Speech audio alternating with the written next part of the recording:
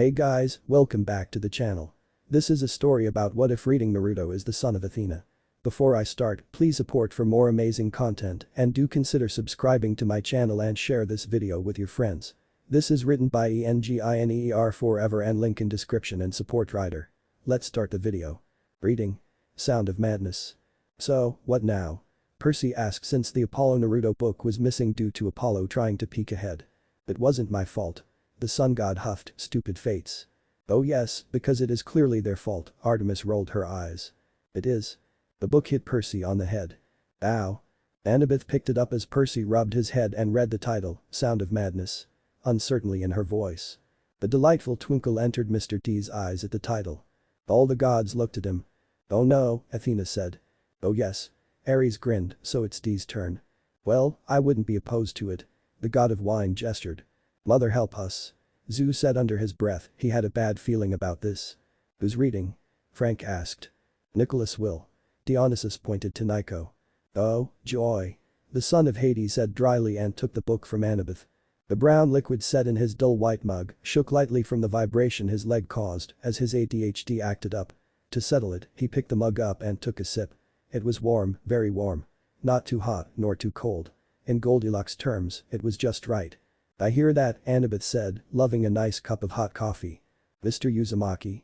Eyes that were a dark blue, almost purple, looked back at the boy seated across from him. Muscled and lean, mildly attractive from a girl's point of view and with a facial structure graced by the gods themselves looked back at him nervously. Sunny blonde hair that rivaled his own golden locks was cut short and pulled back with gel. He was sure if he could figure out the right joke, the boy seated across from him would give a smile as radiant as the sun. Hey, it's one of mine. Apollo beamed. A finger idly tapped the mug as he hummed. Yes, Chester. Charlie, sir. Whatever, blue eyes rolled and he sipped on his coffee. You said the sickle bearer would pay me for my help. Apollo winced at that, ooh he averted his head from the looks he got, that's not good. Well duh, Apollo. Dionysus said with a frown, and trying to recruit my son. The nerve. A hefty sum. And give you the place of your father after his demise. What place do I have? The camp. Dionysus rolled his eyes, he could have the blasted place. I think your roll of madness. Athena told her brother. Oh. Charles swallowed as his eyes narrowed. The untouched lat made him purse his lips. Is there anything wrong with your drink? He asked. Charles shook his head. And no, sir, I'm just not that thirsty. Sir? Percy asked, wow, he's got to have a rep or something. Looks like it, Thalia frowned, that guy looks like he wants to bolt. Stop calling me sir. I'm only 7, he said with a roll of his eyes. 7? Yeah, and I'm not from the 30s. Nico muttered. Something was definitely wrong with this guy. He sipped his coffee again and frowned when he ran out of the brilliant caffeinated drink. A waitress walked past. Excuse me, may I get an espresso? Put it on the bill for Charles Brandy. Love his stuff. Apollo bobbed his head, singing, I can't get enough of you baby. Until Artemis stopped him. Sure thing, hun, the girl said with a smile. She walked off and he shamelessly stared at her posterior. I would. Apollo nodded. Ah, the teenage years, Dionysus said in a whimsical tone. I don't even want to think of that, Percy whispered to Annabeth, who nodded. Nicely firm and small, like a peach. Peach's mental note, stop by the store and buy some fruit. I so forgot about that, Hermes said, punching it into his godly cell phone. Mr. Uzumaki, please, we need an answer, otherwise he's going to assume you're siding with all the ones in the Empire State Building's top floor, Charles said with a nervous glance out the window. Yeah, you better be nervous. Ares chuckled darkly. Well, he's doomed. Dionysus said in a bored tone. Apollo grimaced, really not wanting to see what was about to happen. Oh, right. Well, a hefty sum is a hefty sum. He looked at his mug curiously. Do you think they'll let me keep this? Charles blinked, baffled by the question. I don't know. Excuse me. He called another waitress's attention. She came over and he pointed at his mug. Is it alright if I keep this? Oh, he collects mugs. That's nice. Hazel smiled. Everyone needs a hobby I guess. Frank shrugged. We can add it to your bill and it's all yours, the waitress said. He smiled widely. Thank you. Suddenly, the mug was smashed against the table and his free hand wrapped around the back of Charles's head. The broken mug was then jammed into Charles's exposed throat and pulled out. Charles reached for his torn throat with strangled gasps as he fell to the ground while the woman screamed in horror. That's not nice. Hazel whimpered. Oh us, yes. Ares cheered, nice one. Apollo's jaw loosened, oh damn. He can't heal that one, huh, sunspot. Dude, not cool. The sun god glared at his war brother. Even if he picked the wrong side, the kid was still his child. Oh damn messy. Athena rubbed her temples, it was going to be one of those days. She could feel it. He looked at her and his eyes flashed purple. In the split second he did, he slipped the mug into her hand and calmly stepped up and out of the booth. He put a hand on the woman's shoulder and smiled at her. Good, because I'd feel bad if you'd miss it. Okay, Percy swallowed dryly. Piper looked a tad green as Jason rubbed her back soothingly. Funny line. Ares said with man giggles. The woman turned to him robotically and stared into his undoubtedly purple eyes. She and the rest of the people in the store went blank-faced while Charles bled out on the table. His frantic attempts to stop the blood were ceased when a knife was suddenly shoved through one hand. See? This is the type of demigod we need nowadays. Ares said sternly. Not really. Athena told him. I hope not. Annabeth muttered under her breath. Consider this a no, Naruto Uzumaki said to the boy. He then pulled the other hand away from the wound and pinned it with another knife. Naruto stepped back and cracked his neck. You know, I'd feel bad for doing this to one of Apollo's kids, but then I remember that you and your company murdered my little brother and my shit's just run the fuck out. Have a nice day, Christopher. So it's after the battle, huh? Naiko mused. Percy winced, that was a bad one.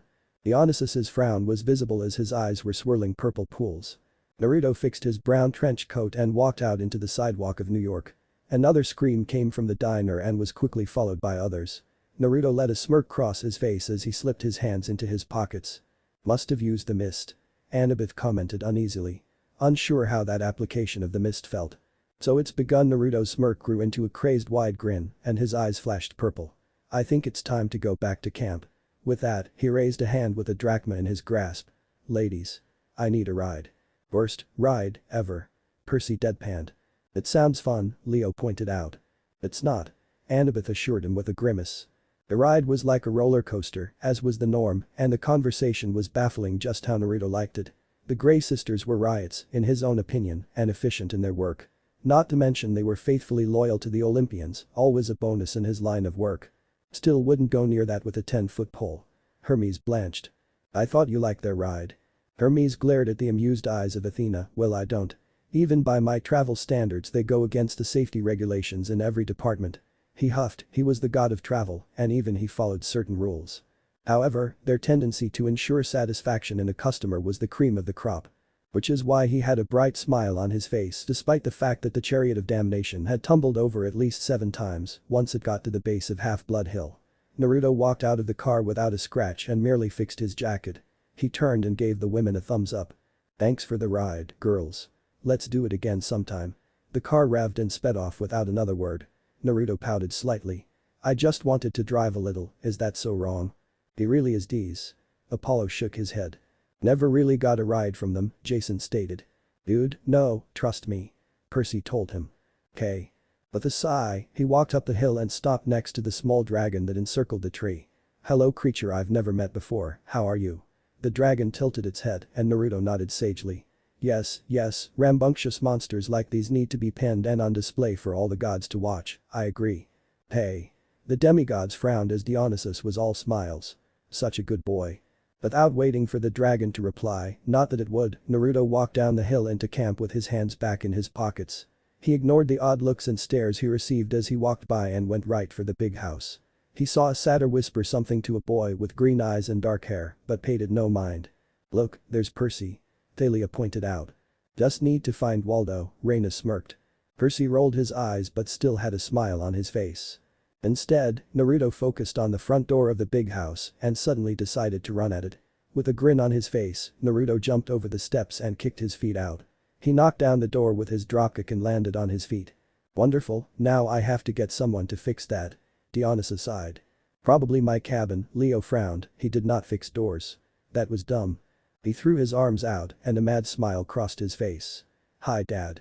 I'm back. Luuucyme Apollo said in the voice of the famous sitcom star.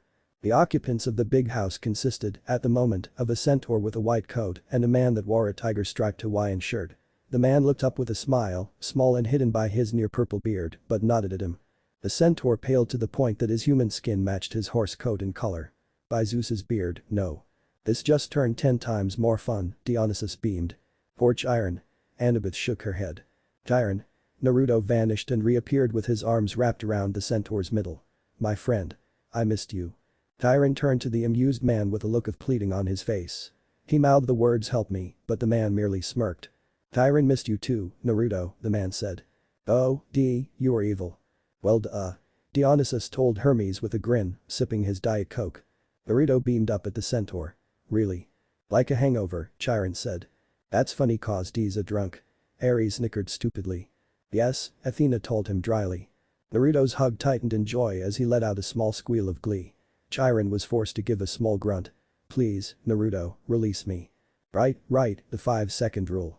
Sorry, Chiron, I was just so excited to see my favorite horse guy again. Naruto stepped away from the centaur sheepishly and looked at his father, Dionysus the god of wine and madness. Dad. His arms were held out. Hug. Come on, wobble over there you chunky minky you. Dionysus just glared at the grinning Apollo. Not at the moment, Naruto, Dionysus said with a small smile. The rules and all you'll just have to hug Chiron again. Nice one, Piper admitted, it was slick. Thank you Pepper Ann. Later.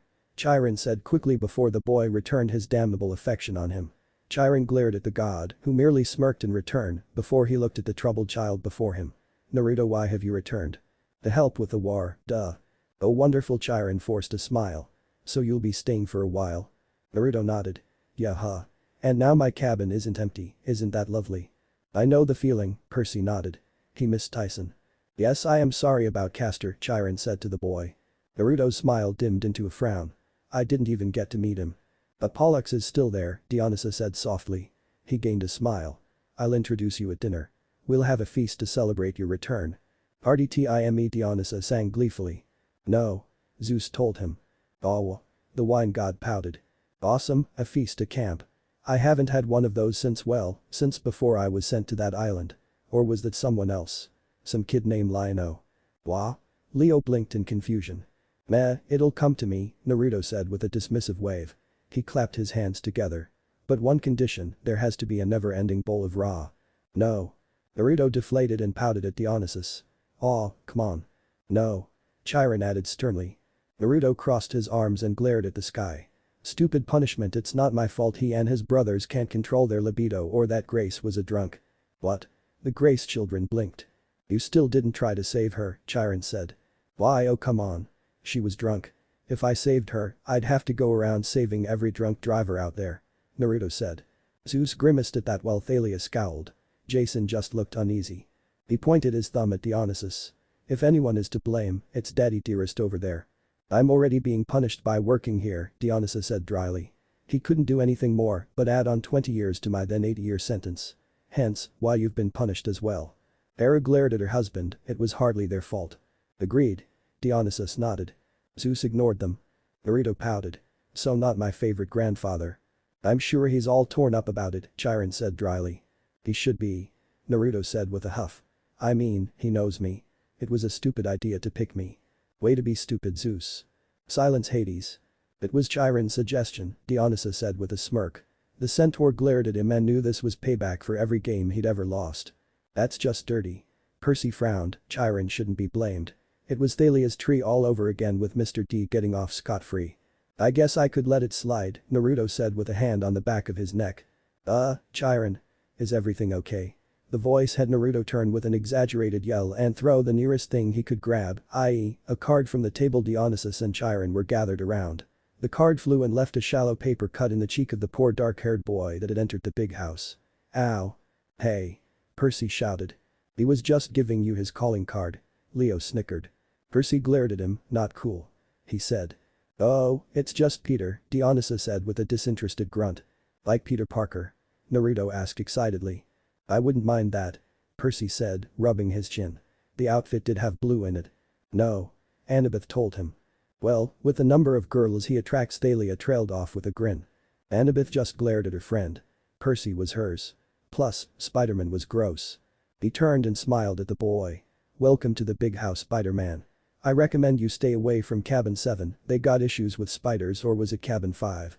Annabeth grumbled at that. Which one has the problems with canoe races, again? Naruto, this is Percy Jackson, Chiron said patiently. Percy, meet Naruto Uzumaki. Mr. D's son. But I thought Pollux was the only demigod Mr. D had, Percy said. He ignored the mild glare Dionysus gave him and gave the blonde a wary once-over. Foot in mouth. Thalia smirked. Shut up. Percy pouted. Naruto had a camp shirt on underneath his trench coat and jeans, but tactical body gear was strapped to his knees and thighs. Boots with red straps covered his feet and tucked into either boot was a bronze knife, the blade sticking out slightly. Ah, a knife user. Dangerous. Ares grinned, I like it. Annabeth and Piper squirmed a bit, a foreboded feeling in them at what was to come. Percy Jackson. Sounds like a name a protagonist from a novel series would have. Then again, I've got the name of a manga hero, so who am I to judge? Naruto hummed and tapped his chin. He walked around Percy and then rested his arm on Percy's shoulder and grinned at his father. I like him. He's dumb. Hey. Percy glared at the blonde. Hey. Percy glared at the blonde. Everyone snickered at that while Percy crossed his arms. Pure-hearted and strong. Just what every major hero needs in a sidekick. I'm not your sidekick, Percy said dryly. I am no one's sidekick. The son of Poseidon affirmed. Naruto lightly smacked Percy's cheek. SHH, quiet boy bubbler. Grown-ups are talking. He said bubbler. Frank snickered. Says the one who can turn into a whale. Dude, Frank frowned at Leo who was high-fived by Percy. Oh, how I've missed your shenanigans, Naruto, Dionysus said wistfully. Tyron had a dry look on his face. I haven't. That's because he's no fun, Dionysus huffed. All work and no play makes Chiron a dull centaur, Naruto said with a raspberry afterwards. He hooked his arm around Percy's neck and pointed his other hand's finger in the air. Now if you'll excuse us quickly, boy bubbler, to the Raymond Mobile. No. Leo told Hazel. Oh come on, it sounds hilarious. I will not build it, woman. Irk. Percy choked from the pressure around his neck as Naruto ran out the door with him in tow. Tyron ran his hand down his face and groaned. Why do I feel like we've just earned a major advantage against the crooked one and yet we're all doomed anyway? Because of crazy? Naiko asked. Seems legitimate. Reina nodded. Ah, you children know nothing. Dionysus scoffed. Melodramatic, Dionysus said with a sip of his Diet Coke. He smirked at the glare Chiron gave him. Let go. Percy shoved Naruto's arm from his neck with a scowl and glared at the blonde while he rubbed his neck. I could barely breathe. His gills need air. Naiko. Ah, you were fine. Naruto waved off the suffocation with a grin. Now, princely. Percy. Percy kept his glare on the blonde. Percy rubbed his face, it was like dealing with a Mr. D, just as a teenager. Oh sweet gods. Naruto shrugged. Whatever, now who's the one with all the info on great-granddaddy's bases? Annabeth and Cabin 6 most likely, Percy said. Anna who? Naruto blinked. She's the head of Cabin 6, Percy said. Give me a bit more than that. Details boy. How hot is she? Leo asked jokingly, getting a glare from Percy and Annabeth, kidding. Blonde hair, gray eyes smart. Percy. Annabeth frowned. What? I went basic. Percy told her.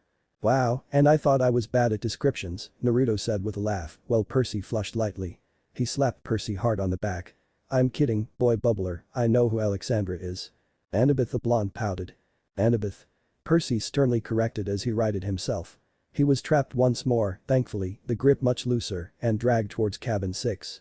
Ragdoll boy. Leo declared, getting a dull look from Percy. I like it, Ares grinned. Naruto climbed the steps and raised his hand to knock on the door. Percy suddenly grunted as his forehead was knocked against it several times and then Naruto's ear pressed to his head. Must be checking if it swam away. Thalia teased. I'm sure yours is floating in the clouds. Percy shot back. Huh, what do you know? It's not hollow in there. He grinned and let Percy escape his grip just as the door opened.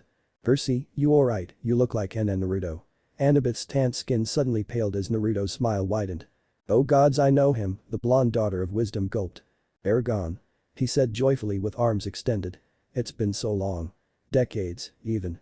Percy looked at Annabeth with furrowed brows while she swallowed and tried to overcome whatever had happened to her. Why yeah see come in, Naruto. Malcolm's over by the table, he wants to say hi. Marshall. Naruto brushed past her and ran into the cabin. Marshall. Then Naruto. No, wait, don't jump. Don't jump.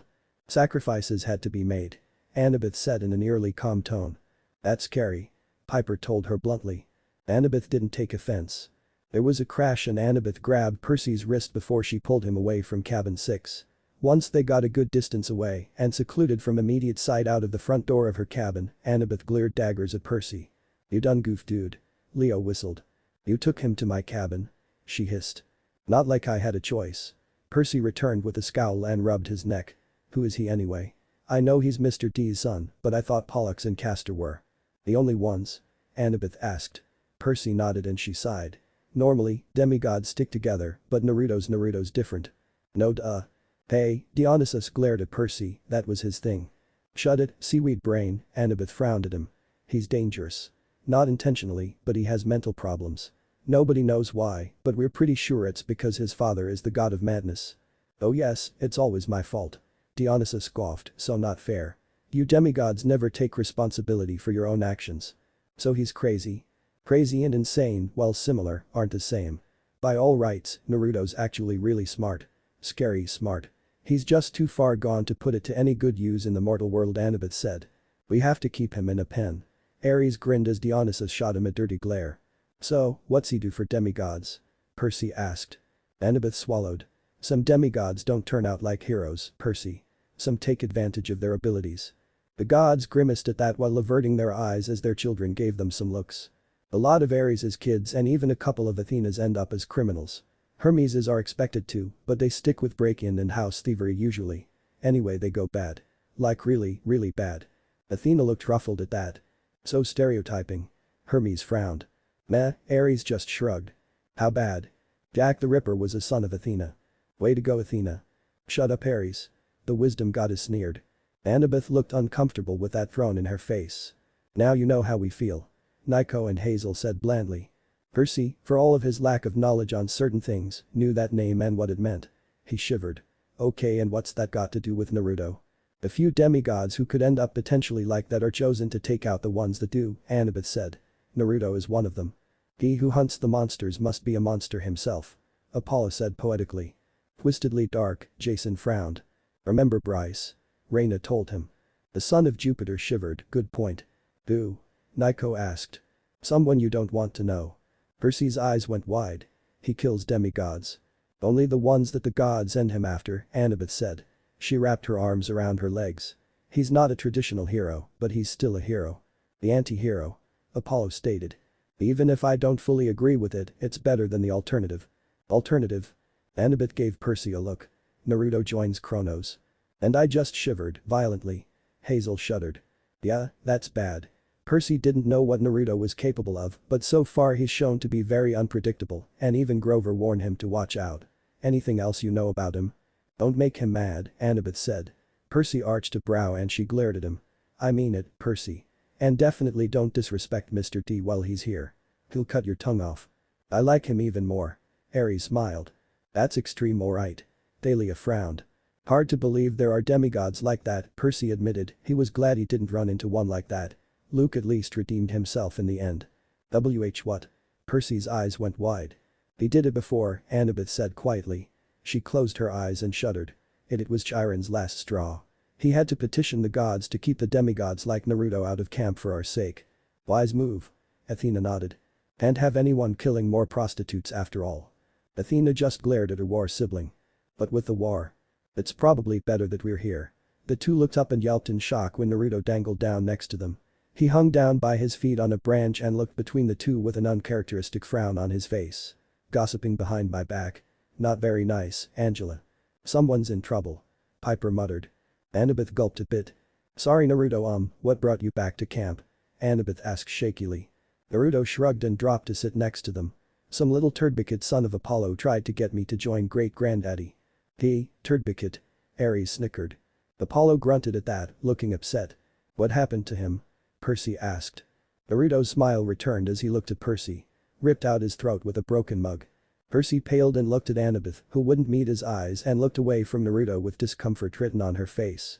He made a mental note not to make him mad like Annabeth said. And to be extra respectful to Mr. D. You should already be doing that, Mr. D told Percy. Naruto looked between them and arched a brow. Wait a second, I know what's going on here. They looked at him to see a crazed grin on his face. He held up an index finger and curled the other hand's finger and thumb into a circle. The index finger entered the circle. A son of Athena and a daughter of Poseidon. Oh please, like I would want him as a son. Athena looked sick. Well, I wouldn't mind. Poseidon smirked. They flushed red. Even if he got the parents wrong, what he insinuated was way out of line. No, it isn't. Aphrodite tittered. The couple smiled at one another. The two teens began to splutter and fumble over their words. I wonder what Samus would think if she learned about this? Naruto asked with a grin. Percy, still bright red, looked at Annabeth questionably. Her face turned a darker shade of red. You can't tell Selena. She shouted. Yes, tell. The love goddess said eagerly. Hyper quirked a lip at that. Naruto's grin only widened. What do I get if I don't? Raymond. Naruto became deadly serious and he picked Annabeth off the ground, his hands on her shirt and pinned her against a tree. That's rather suggestive. Aphrodite hummed. Percy fumed as Annabeth flushed a little. You're going to bribe me with the one thing Zeus decreed I can't have. You'd go against the word of the gods. The gods looked at Annabeth, who was squirming at their looks. Annabeth's eyes went wide and Percy scrambled to his feet, his hand in his pocket. Don't be a hero, Percy, Leo cried, you have so much to live for. Annabeth shook her head at him and he clenched his fist. Why yes. Annabeth swallowed in fear. Oh really? Zeus frowned. She's playing it smart. Athena huffed. Poseidon rolled his eyes, of course you would say that. Naruto stared at her for another second before he pulled her into a tight hug. You're my favorite genius, Allison Candy. He released her and tapped his chin and thought. You know, I never figured Athena to allow her daughter to be named after a stripper. What? Annabeth and Athena snapped. Percy bit the inside of his cheek, so not to laugh. Their friends had no such restraints and laughed. He walked away, caught up in his own delusion. Percy helped Annabeth get to her feet and felt her tremble. Chronos wanted him on his side, Annabeth said softly. She looked at Percy with genuine fear in her eyes. What if he had said yes? Bad day? Really bad day. You so stole that from Jackie Chan, Apollo glared at Percy, who just shrugged. It was a good show. The feast was just as extravagant as promised. Naruto grinned at the food set before him and rubbed his hands together eagerly. Over the teeth, past the gums, look out future bowl movement, I'm going to eat you. Pollux eyed the blonde seated across from him strangely. So, how old are you, Naruto? Huh? Naruto looked up with food in his mouth, a chicken leg in one hand and a spoon filled with corn in the other. He swallowed the food and scratched his head with a leg. He has Dionysus manners. Aphrodite grimaced. Well you weren't that classy either. The wine god sneered. I'm 20 I think, when was October? A few months ago, Pollux said softly. Close to when his twin died. Yeah, then definitely 20, Naruto said with a nod.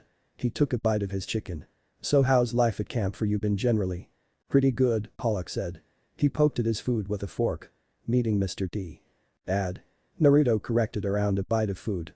Right, Dad, Pollux said. It was nice to meet him. He was always up to help us I mean me. The one upside to the camp.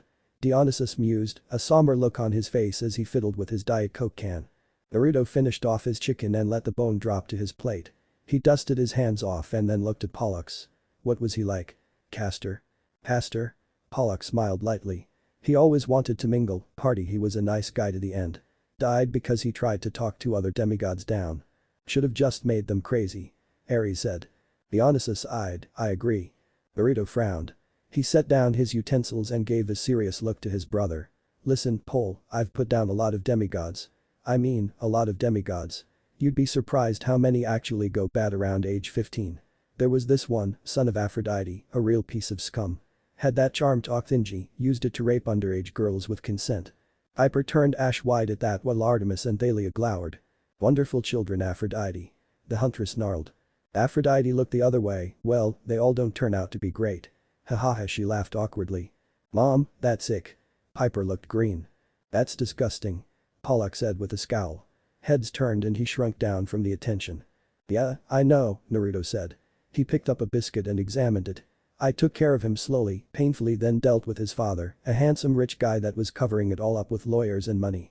Not really the Lady of Doves' best choice in the lay. Oops. The love goddess said. Yeah, oops. Artemis sneered. I digress, this war is going to be ugly, just like that demigod. Pollux looked disturbed, but Naruto didn't stop. Castor had the right thing in mind and in his heart, but that's not going to win this war. When it comes down to it, we're going to have to deal with a lot of old friends and demigods. You have to prepare yourself. Steel your heart and raise your blade, for blood is need for the new dawn. Holy hell, that was actually poetic, Ares. Apollo gaped. I try. The war god looked smug.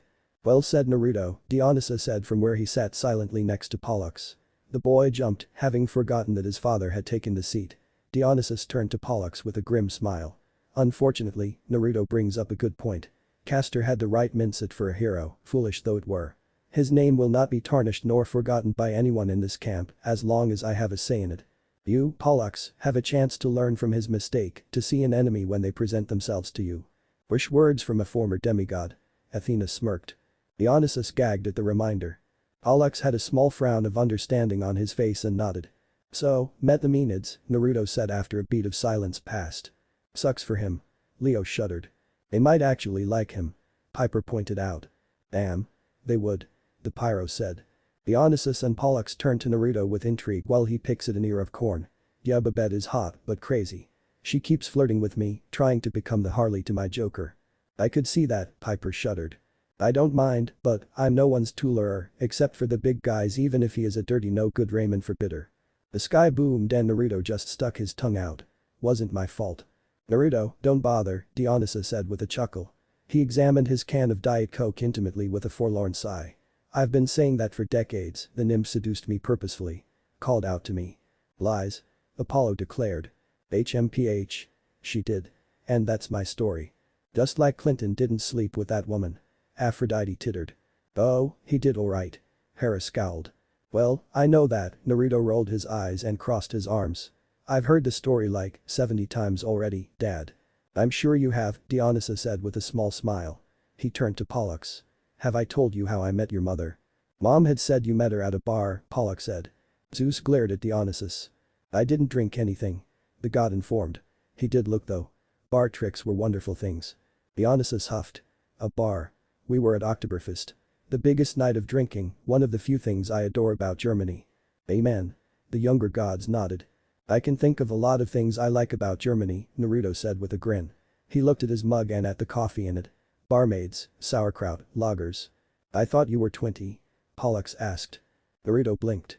20. I said I was 42. Dionysus laughed while Pollux stammered in bafflement. He is clearly having an identification crisis. Apollo rubbed his chin. Because he can't remember his age. Yes. The sun god nodded to Frank's question. You want him to what? The war council yelled in collective shock at the god of wine. The only one who hadn't yelled was too busy staring in horror at the folder set before him with wide green eyes. That's me, isn't it? Percy asked. Oh yeah. The demigods nodded. Damn. Dionysus rolled his eyes at their dramatics while beside him Naruto played with a paper airplane he made from a napkin. A few of those gathered wondered how the blonde managed to keep the plane from falling apart due to the flimsy material it was made from. Chiron frowned in slight disapproval, but his posture screamed reluctant acceptance. You heard me, Dionysus said. Peter Johnson will be Naruto's escort to and from the supply warehouse Artemis's hunters have found in Stone Harbor, New Jersey. Thanks, Thalia. Percy glared. No prob. The hunter shrugged. We're going to the Jersey Shore. I love that show. I wonder if I can punch Snooki in the face. I would, Thalia scowled at the mention of the Pickle Princess. He reminds me of Deadpool. Hades noted idly. Naruto said before he returned to playing with his toy. But why me? Percy asked. Clearly because you are to be his cable. Leo noted informatively. Joy. Percy hung his head. He could feel the headache himself. Chiron cleared his throat. Well, we would have Naruto go alone, but some. I convinced Poseidon that you needed to open your eyes a little, Dionysus said. Percy pouted at his father. Sorry. Poseidon said sheepishly. He idly played with the tab on his Coke can. Besides, Naruto makes the Pegasi nervous. Well, it'd be all fine and dandy if there was a pony named Rainbow Dash. She's the only one that gets me, I swear. Naruto crushed his plane and dabbed at his eyes. He then blew into the napkin and tossed it over his shoulder. Wait, what were we talking about again? I zoned out. The mission, Naruto, the mission. Dionysus chided. Naruto nodded. Right. Find the warehouse, deal with everyone in it, and then blow it up. The crazed blonde gave 2 thumbs up. You can count on me, Dad. He chuckled and then spoke lowly. I'll wipe them all out. Isn't he just adorable? Ares smiled. He really is. Dionysus nodded fondly as everyone just gave them weird looks. The other demigods looked a bit green in the face at the casual comment of killing, well, save for Claris. That girl. Ares smiled proudly. She just looked a bit unnerved, for as much as she likes to fight, killing is a different thing entirely. Ares frowned. Percy shuddered at the last sentence. Blackjack was never going to forgive him for this. He wasn't. Boss, I am never going to forgive you for this. Called it. Percy sighed. Just bear with it, Jack, Percy said softly to his steed. Naruto suddenly snickered. Hey, if he's Blackjack, how does he do in poker? Ugh, that was both funny and horrible. Leo winced, as if physically struck. Blackjack whinnied angrily. That tears it. I'm gonna buck him off. Jack. We're almost there. We let him get off and do his thing, then he gets a ride back after I destroy the warehouse. Percy finished weakly. He was glad that there wasn't going to be anyone alive when he summoned the tide. Percy shuddered at the thought, not something he wanted to think about. You know, this flight is boring, what we need is an in-flight movie. Ooh, I know. I'll recite all of the Lion King. Naruto said. He cleared his throat and threw his arm out. Nai. Apollo went to follow Naruto's tune, but Artemis' glare stopped him. Mean little sister. No. No, Naruto, that's fine, Percy said pleadingly. Naruto deflated. Oh party pooper.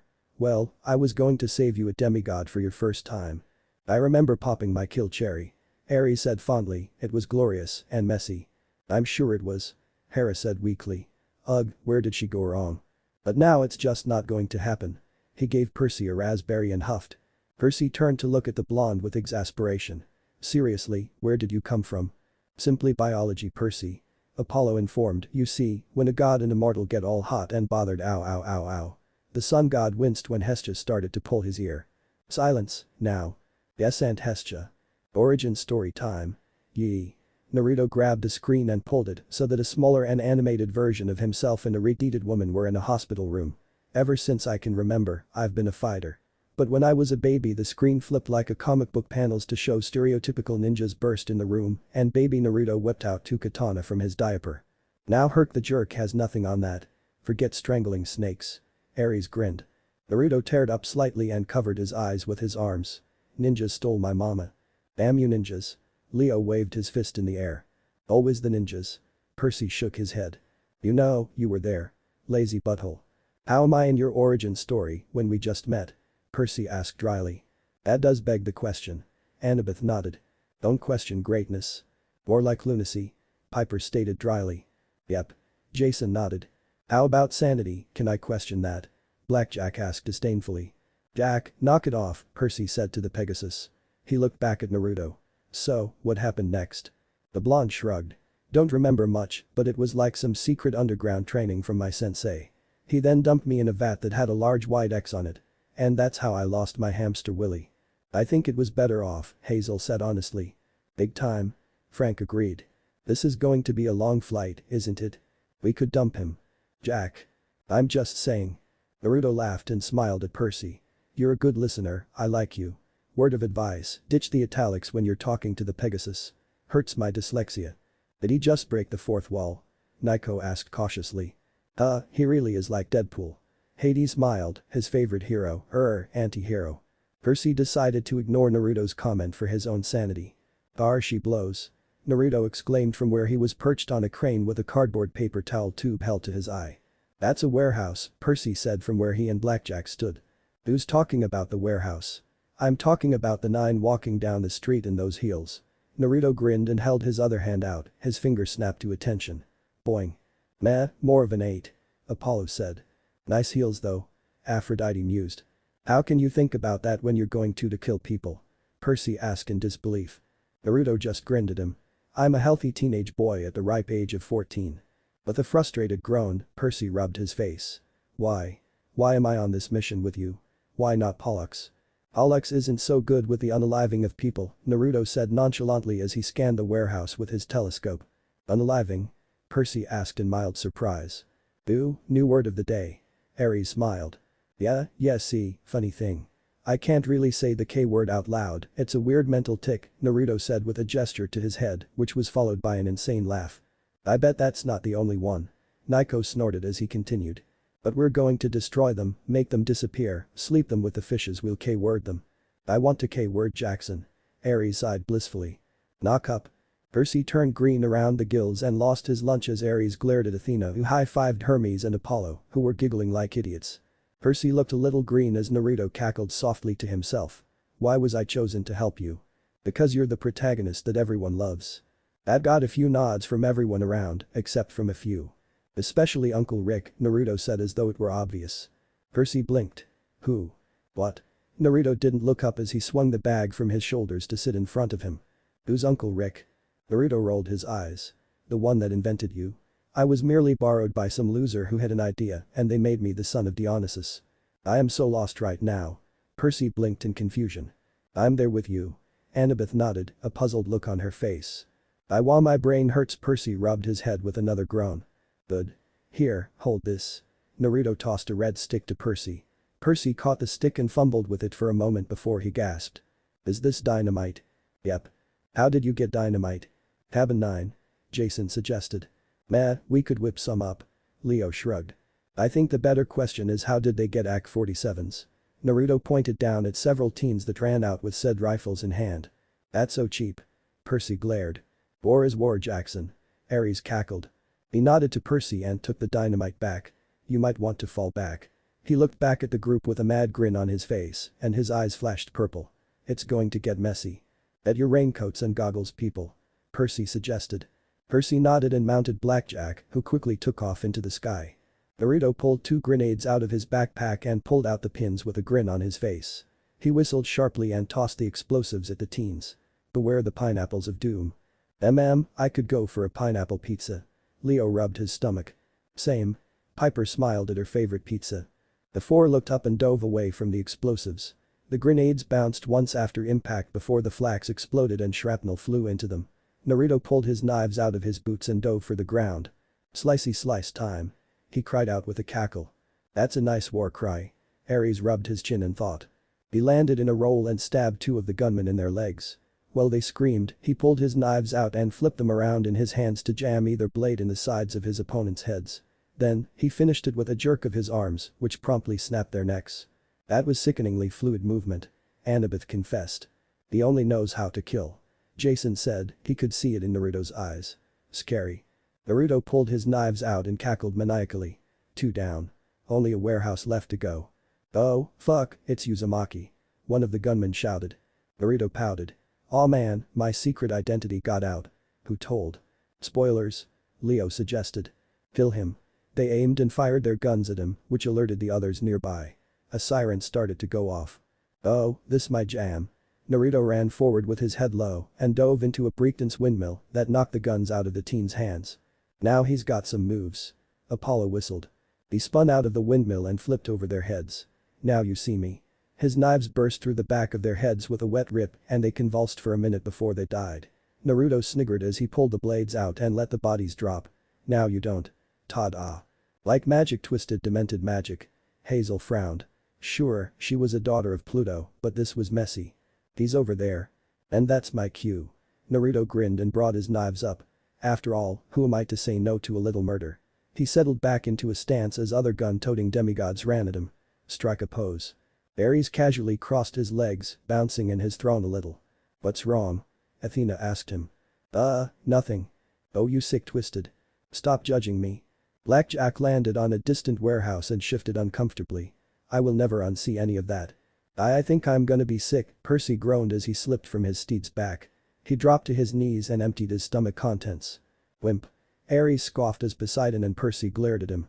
He'd never seen someone's arm get ripped off and used as a spear to shove through someone's. Another bout of vomiting ensued. The demigods looked green at that, even Nico looked paler than normal. Thanks for not puking on me, boss. Percy groaned. You're welcome. Does he have to get a ride back? Blackjack whinnied. Yes, Blackjack, Percy said sadly. Otherwise, who knows what he'll do. Blackjack shook his head. I don't want to think about it. He's the son of Dionysus. What the hell is wrong with that guy? Mr. D is actually a lot more tame than Naruto, Percy said with a grimace. He reminds me when I was but a lad. Dionysus sighed. That's scary. Percy noted with a frown. Indeed it is, Peter. He remembered what happened to those mercenaries back in California on the quest for Artemis. Percy's eyes widened and he forced a 3rd round down into his stomach. Mr. D could have made any of them turn on each other at a moment's notice like Naruto did when he had 2 of the enemy demigods use their rifles to. Percy shook his head in an attempt to banish the image. Dionysus gave a crooked grin and looked at Hera, and I learned it all from you, thank you Hera. Hera frowned at him.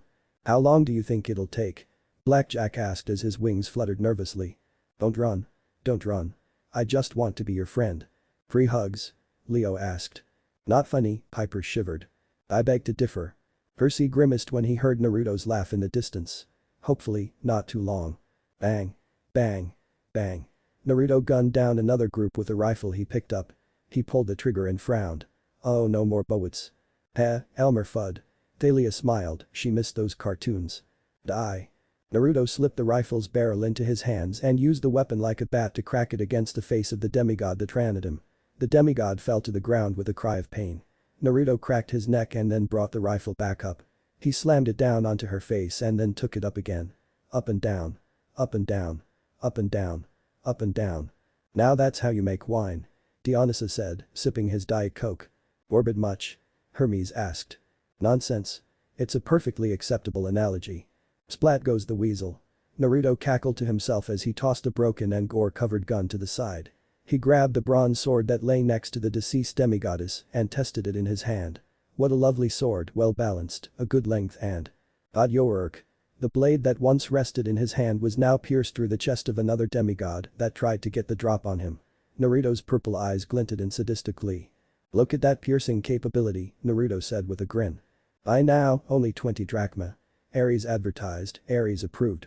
So knock off 19 drachma? Athena asked. Screw you, owl pellets. He stretched out his arms and yawned. Man, are they all dead yet? Hello? Anyone not dead? Gonna come avenge your friends? Yes. No. Monster. Hey, look at that, a volunteer. Naruto giddily ran over to a demigod that tried to crawl away from him. Naruto kicked the demigod onto his back and slammed his foot down on the bloody bullet hole in his left shoulder. The demigod cried out in pain. Hello, friend. Welcome neighbor. Hermes said in a creepy Mr. Rogers voice. The demigod glared at him with hate-filled dark eyes. You're no friend of mine. Naruto twisted his foot on the demigod's wound and tisked. That's not very nice. I want to be your friend and I want you to be mine, so tell me. Who else is left? All dead, the boy grunted out. Naruto pouted. Aw, fun's over. Guess I have to make this warehouse disappear then, along with all evidence of your existence. Ark. Leo admitted this was not a fun read. It was scary. He glared at Naruto. Why, you're sick. Naruto stared blankly at the boy before he laughed. A long, amused laugh that made him slap his knee. When he finally calmed down, Naruto smiled eerily at the boy. Flattery won't save you. I'm pretty sure that was an insult. Reina knitted her brow. Probably a compliment to him. Thalia told her. Ah, true. Before the boy could ask what he meant, Naruto jammed his knife into the boy's throat with a smirk on his face. But I won't forget you, Drake would, son of Demeter. Naruto pulled his knife out and used Drake's shirt to clean it off. Demeter frowned at this. He stood up and sheathed his knives. Wiped out an enemy warehouse and managed to eliminate one of the most wanted eco-terrorists in the world. So called it. Silence, Hades. Demeter glared. Make me, Hades mocked. Enough, please. Hestia said, rubbing her forehead. This whole story was gruesome to hear. The grin split Naruto's face as he dropped his bag on Drake's body and rummaged through it. Today is a good day to be me. Loot that body. Ares. Demeter glared, the corn in her hair threatening to pop. Naruto walked out of the warehouse after he dragged or carried the remains of all the dead demigods back into it. 20, all well above 15 and some in their early 20s, fell at his hand today. Naruto didn't care, he was doing a service for the gods and it kept him entertained. A win-win in his books. The vicious cycle. Athena frowned, the boy would snap worse, sooner or later. But that was just her opinion. And for my final trick, I'm going to make this warehouse disappear. Naruto said. He looked at the head of a scarred boy in his hand and moved the jaw. But Naruto, how are you going to do it? Magic. Alas, poor Yorick, I knew thee well. Naiko said whimsically. No, stupid boy. With fireworks. Naruto grinned and tossed a head onto the pile of corpses. There you go. Front row seat. Isn't he kind? Dionysus smiled. No. Was the collective answer, besides Ares, who nodded in agreement. Naruto dusted his hands off and then closed the warehouse doors. He stepped back and looked around. Dude, where's my car? Oh, right, I came here on Twilight Sparkle. Though he did not just say that. Percy bit his fist, trying not to laugh. Blackjack'll kill him. Did he just call me Twilight Sparkle? Blackjack neighed in offense as he flew in with Percy on his back. Only a bit longer, Jack, Percy said, a haunted look in his eyes. He couldn't block out the screams or the laughter. It echoed in his head and he was grateful that he didn't have to see any more of Naruto's fun. For now. Dionysus said forebodingly. Not cool. Percy shivered. He looked at the satisfied blonde and swallowed. We done? Almost. Naruto grinned and pulled out a marker with a red cap. He popped the cap off and revealed a button underneath. We're going to need some distance, Patrick. Oh okay, Percy said with a gulp. Naruto climbed onto the reluctant blackjack and giggled as they took to the sky. Once they had gotten a good distance away, Naruto held the trigger out. Time to go, boom, bring the noise. His thumb slammed on the button and nothing happened. Naruto waited for a minute and then started to fiddle with his control. Damn it, stupid crappy Korean shit should have gone to Mary. In America. Ares declared sternly, looking off in the distance. Shouldn't have left him in the mountains. Hera rubbed her eyes. The loud explosion cut him off and took out half of the docks along with the warehouse. Collateral damage much? Leo asked. Restraint seems to not exist for him, Reina said weakly. Naruto laughed as Blackjack struggled to not roll from the force of the blast. His arms were thrown up into the air. Wow, who'd have thought a lot of C4 could go a long way. Percy just shivered as he clung to Blackjack's reins. Alright, I just gotta clean up with a wave. Might as well forget that. That was to cover up the destruction of one building collapse, but with all that damage, heads up.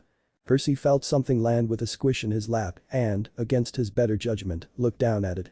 He screamed and quickly tossed the half-charred head up into the air. Oh, that's just gross. Percy blanched. Naruto snatched it with a gleeful laugh. Awesome. Now I can get paid for the bounty on Wood's head. Naruto cackled. The FBI owe me big bucks.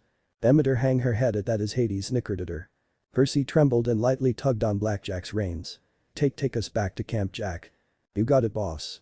Naruto threw his arm over Percy's shoulder and grinned at the boy. Well, kid, I think I can safely say this is the start of a beautiful friendship. No. Percy went wide-eyed. Percy began to hyperventilate. I'm with Percy, that was messed up. Leo said. Is it over? Piper asked. Yeah, Jason told her. Good. Never again. Annabeth stated, never again. I loved it. Dionysus smiled, everyone besides Ares looking at him as if he was insane. Oh gods, there's another one. Percy paled. Read on, Peter. Dionysus grinned. Percy gulped as the other half-bloods gave him pitying looks. He picked up the book and began reading. Why are we here again? Percy asked his companion tiredly. Percy kept his hand in his pocket on the pen that sat there and twitched with every federal officer that walked past them. In bed with the feds, Jackson. Have you no shame? Ares shook his head. I never want to go to the feds. Percy complained, great, this was going to be a long one. He just wanted to go back to camp and forget this whole day ever happened, but Naruto convinced him, i.e. threatened to cause harm, that it would be wise to turn the head in as soon as possible. Maybe you'll get some of the money. Shut up, Leo. Percy hung his head. He didn't want blood money. Well, the loser writing this was reading the response to the fans and decided to continue our adventures. Stupid loser. Percy said miserably with a broody look. Oh, you're talking about why we're at the Manhattan Federal Bureau of Investigation's office. Naruto snapped his fingers in realization. He reached down and patted the knapsack next to his boot. To turn this bad boy in and get some big bucks from Uncle Sam. Okay, ignoring your first comment, why did you make me come? Percy asked. He wanted to sleep, but Naruto wouldn't shut up. He would either hum a stupid song or ask questions from left field that baffled Percy into damnable consciousness. Naruto grinned at him. Because you're my best bud, duh. Percy whimpered as Annabeth rubbed his shoulder soothingly. Percy paled. Lucky me. Psyche. No, my best bud is my informant, Naruto said with a grin. Percy pumped his fist joyously. He's a son of Hermes. His name is Lee Jordan, like that awesome kid from Harry Potter. Awesome, Hermes grinned. Lucky. Apollo pouted at him. Now, Apollo. The messenger wagged his finger, no need to be jealous. HMPH. He was part of my group when, well, he got hurt on the job, total accident. No one could have seen it coming. Hermes frowned, what happened? He said with worry. Lee, hold him steady.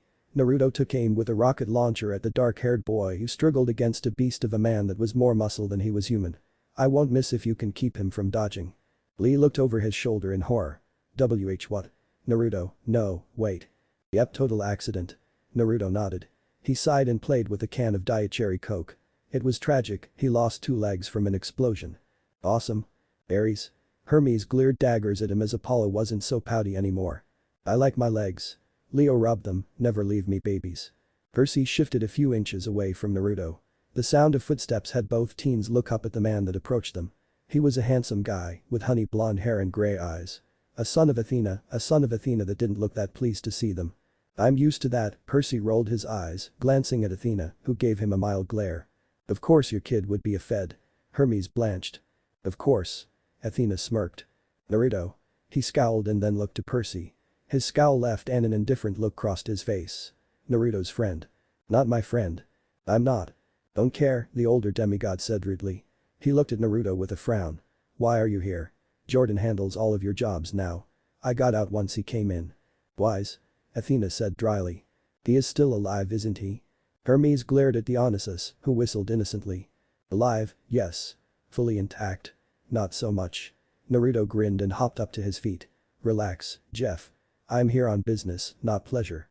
I'd have beer if I was here for pleasure. Jeff, if that was even his real name, sighed. Thank the gods for small mercies, what can I do to get you out of my office? So cruel, well, I guess you could just hand over the bounty for one Drake wood. Naruto lifted his sack up and opened it for Jeff to look in. Jeff peered into the sack, cringed, and backed away.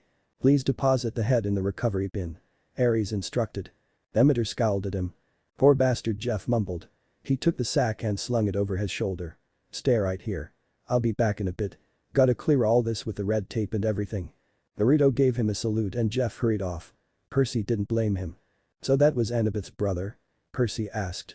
Naruto scratched the inside of his nose with his ring finger. Yeah, Jeff's an okay guy. He was my handler, best of the best. Knew how hot I liked my lemonade and how much ice I wanted in my espresso. Huh, hot lemonade. Leo rubbed his chin. That sounds gross. Frank blanched.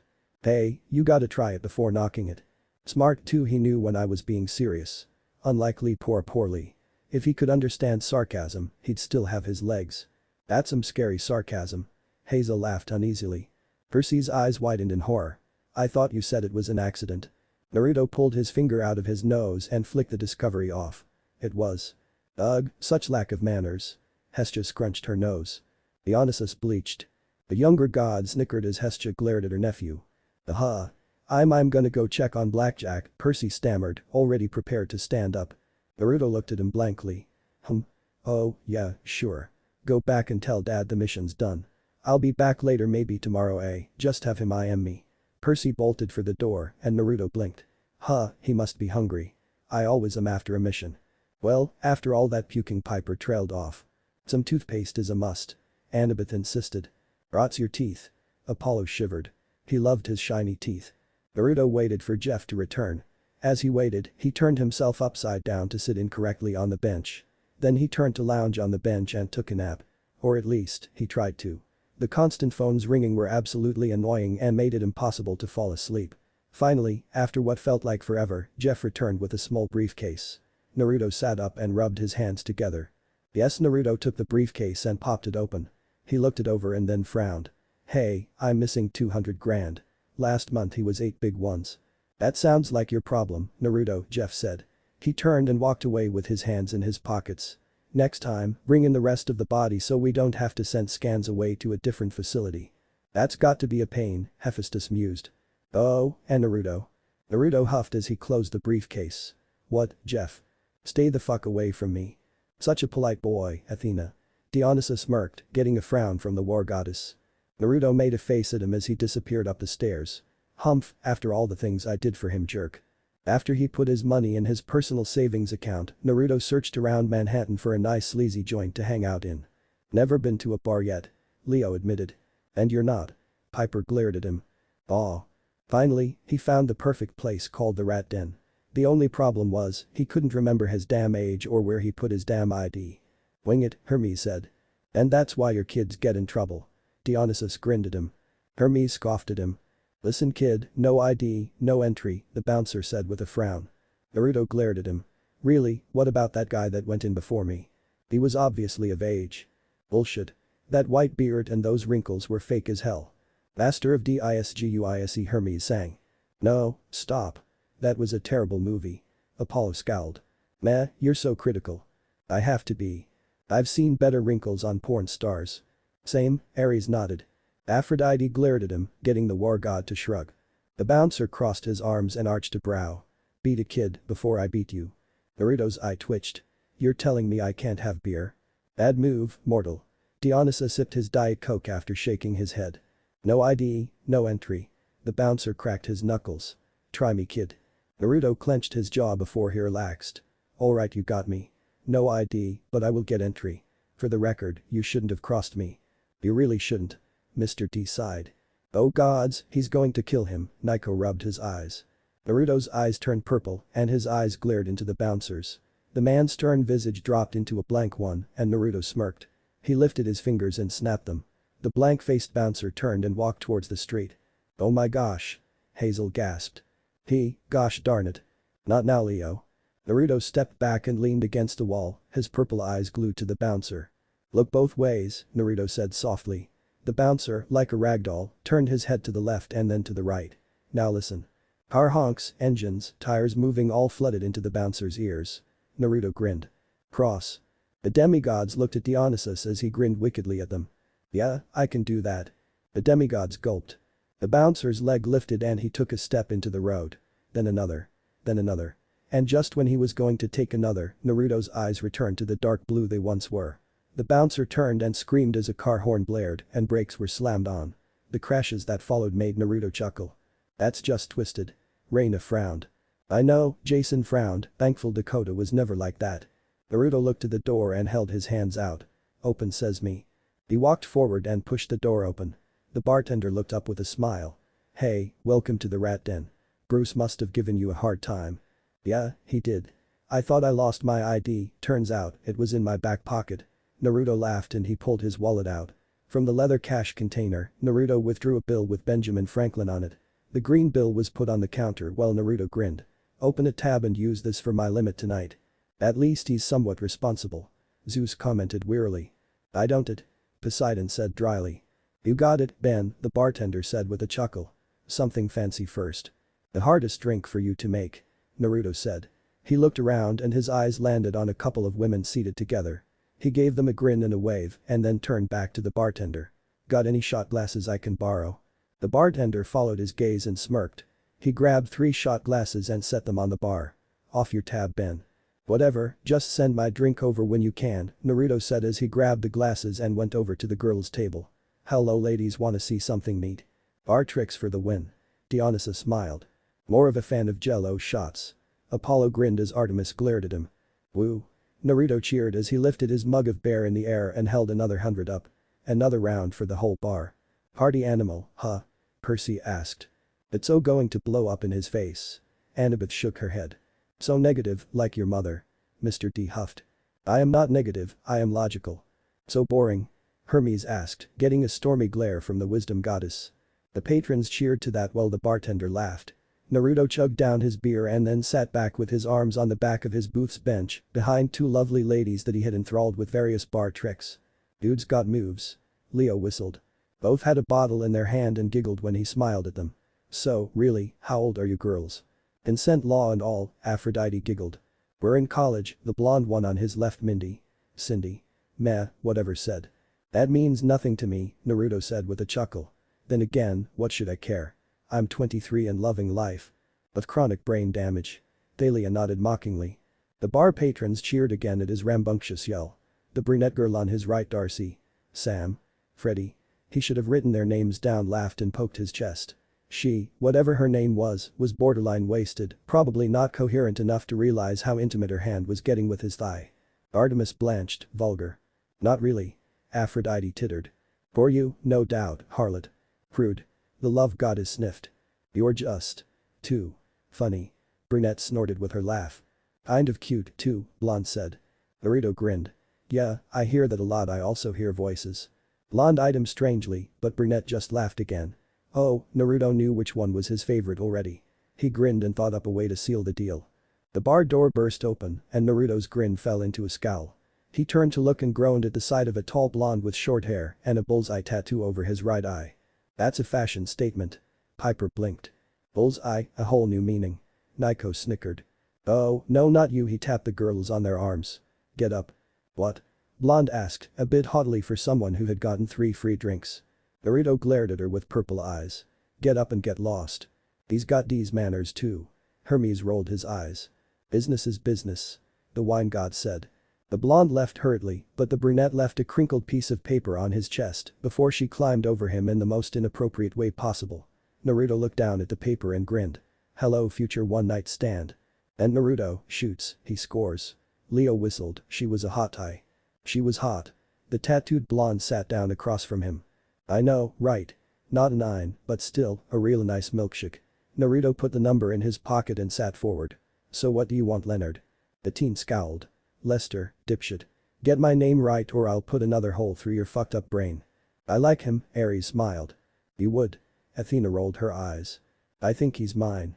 Apollo knitted his brow, unsure of the tattoo on the face though. It was the moneymaker after all. Whatever Leonidas. A bang rang out and Naruto's head flopped back to rest on the back of his booth with his mouth open, a blood splatter on the wall behind him. A smoking hole was in the dead center of his forehead and a death rattle escaped his lips. Damn it. Dionysus cursed, well, story over. He sighed. No, it's not. Percy said with regret. Oh. Well, read on Peter. Lester growled. He glared at the shocked patrons and set his smoking gun on the table. What? You going to call the cops? Go ahead fucktards. Apollo rubbed his face as Hestia frowned. Honestly, the language. She ranted. Sister, please. Hera begged her so this painful story could just end. It was silent until the soft sound of squelching meat hit everyone's ears. They all looked back to Naruto's corpse and watched in disturbed fascination as the bullet hole slowly closed shut. Naruto's head rolled and his neck cracked loudly. He has a healing factor. Leo gaped. That's stupid. Percy hissed, only he had that. And broken, Jason pointed out. Seriously. Bullet to the head. Ow. Shit, dude, you shot me in my fucked up brain. Naruto whined while he rubbed his forehead. He turned to the bartender. Hey, you got any Advil? No. Can I have another beer then? They're mortals, Dumbus, Lester said with a scoff. They just saw you pull a Deadpool. He even admits it. Hermes declared. Still, how does that even work? Apollo asked, he needed to know. Now. Oh right, Naruto whistled and all eyes went to him. He pointed at his purple eyes. Okay everyone, look right here and it'll explain everything. A second later and the patrons returned to normal, like nothing had happened. Thank the mist. Hazel sighed out. Still, messed up. Frank shook his head. How are you going to explain the blood on the wall? Lester asked. Oh, no. That's on you, Bullseye, Naruto said with a scowl. He poked at his forehead with a wince. Ow. Ow. Tender. Going to get my name right now? Lester asked with a frown. Maybe, dunno. Naruto cringed as he reached behind his head and pulled a piece of his skull from his flesh. Damn leftovers here, souvenir. I wouldn't mind. Ares said like an eager puppy. No, I want to study it. Apollo said. Percy just read faster. Keep it. Lester glared at the offered bone like it was diseased. Naruto shrugged and flicked it away, where it landed in a man's drink. Lester nodded in thanks to the waitress that brought 2 beers over for them and then opened his up. Heard you went back to camp. Wow, already? It's been what? A day? Naruto tapped his chin. He snapped his fingers and beamed. Hey, you should join me when I go back. I'll call the others and tell them to go back, too. We're not allowed to, Naruto, Lester said dryly. For clear reason, Zeus frowned. Little psychos. Naruto grinned and set his bottle down. Didn't stop me. No, but it did cause most of that warehouse district to go up in smoke. Lester set his beer down and looked at his fellow blonde. Listen, in all honesty, I could give 2 shits about how this war turns out. They don't care about us. That's not true, Hestia frowned, that was terrible thinking. Sounds like someone else. Dionysus said, looking at Hermes. Oh shove off and go to your AA meeting. Never. And why should they? You and me, we're scum. We're all fucktards who know how to kill and how to do it well. That's the only reason we're still alive. Good weapons live. Ares commented with a chuckle. That's honestly terrible. Piper frowned, were older campers really like that? Well, maybe you, Naruto said. He played with his beer and balanced it on his hand. I have yet to be mortally wounded by a celestial weapon. Lester shook his head. The fuck is wrong with you? I'll tell you when the results come back, Naruto said with a grin as he took another swig. I want no. Percy said. We all do. Jason added. Not me, Thalia disagreed, she just wanted this over with. It was depressing. Lester watched him with a smirk. Are you even old enough to drink? I think so. Naruto frowned in confusion and scratched his chin. I mean damn, am I? I'm what? 40. Lower. 30. Lower. 20. Higher. So mid-20s. Good, we finally know. Naiko said with a bored look. 30. Lester's smirk widened. Higher. 40. Lester burst into laughter and sat back. See? That's exactly what I'm talking about, we're fucktards. You call everyone a fucktard, Naruto pointed out. Yeah, but we're the most fucked up fucktards in the world, Lester laughed. Yeah? Leo asked in confusion. Maybe. Jason told him. He pointed at Naruto. You, who are certifiably insane. Thank you. Naruto tipped his beer bottle in gratitude before he took another sip. And can take a kill shot from any mortal weapon. Lester stuck his thumb in his chest and grinned sadistically. I can't miss a shot to save my life, and I love to kneecap, but the opportunity to is always so rare. Ah, breaking kneecaps. Dahlia smiled. Jason inched away from her, closer to Piper for protection. His sister was scary. Then there's Lee, who you crippled. On accident. Who can't not hack into the government networks. Hell, last I heard from him he hacked his father's email and got him a subscription to Sausage Girls Monthly. The gods boomed with laughter as Hermes buried his face into his hands. Naruto laughed. Oh, I'll bet the messenger loved delivering those packages. Alex is just as fucked up in the head as you are. The ace shot snapped his fingers.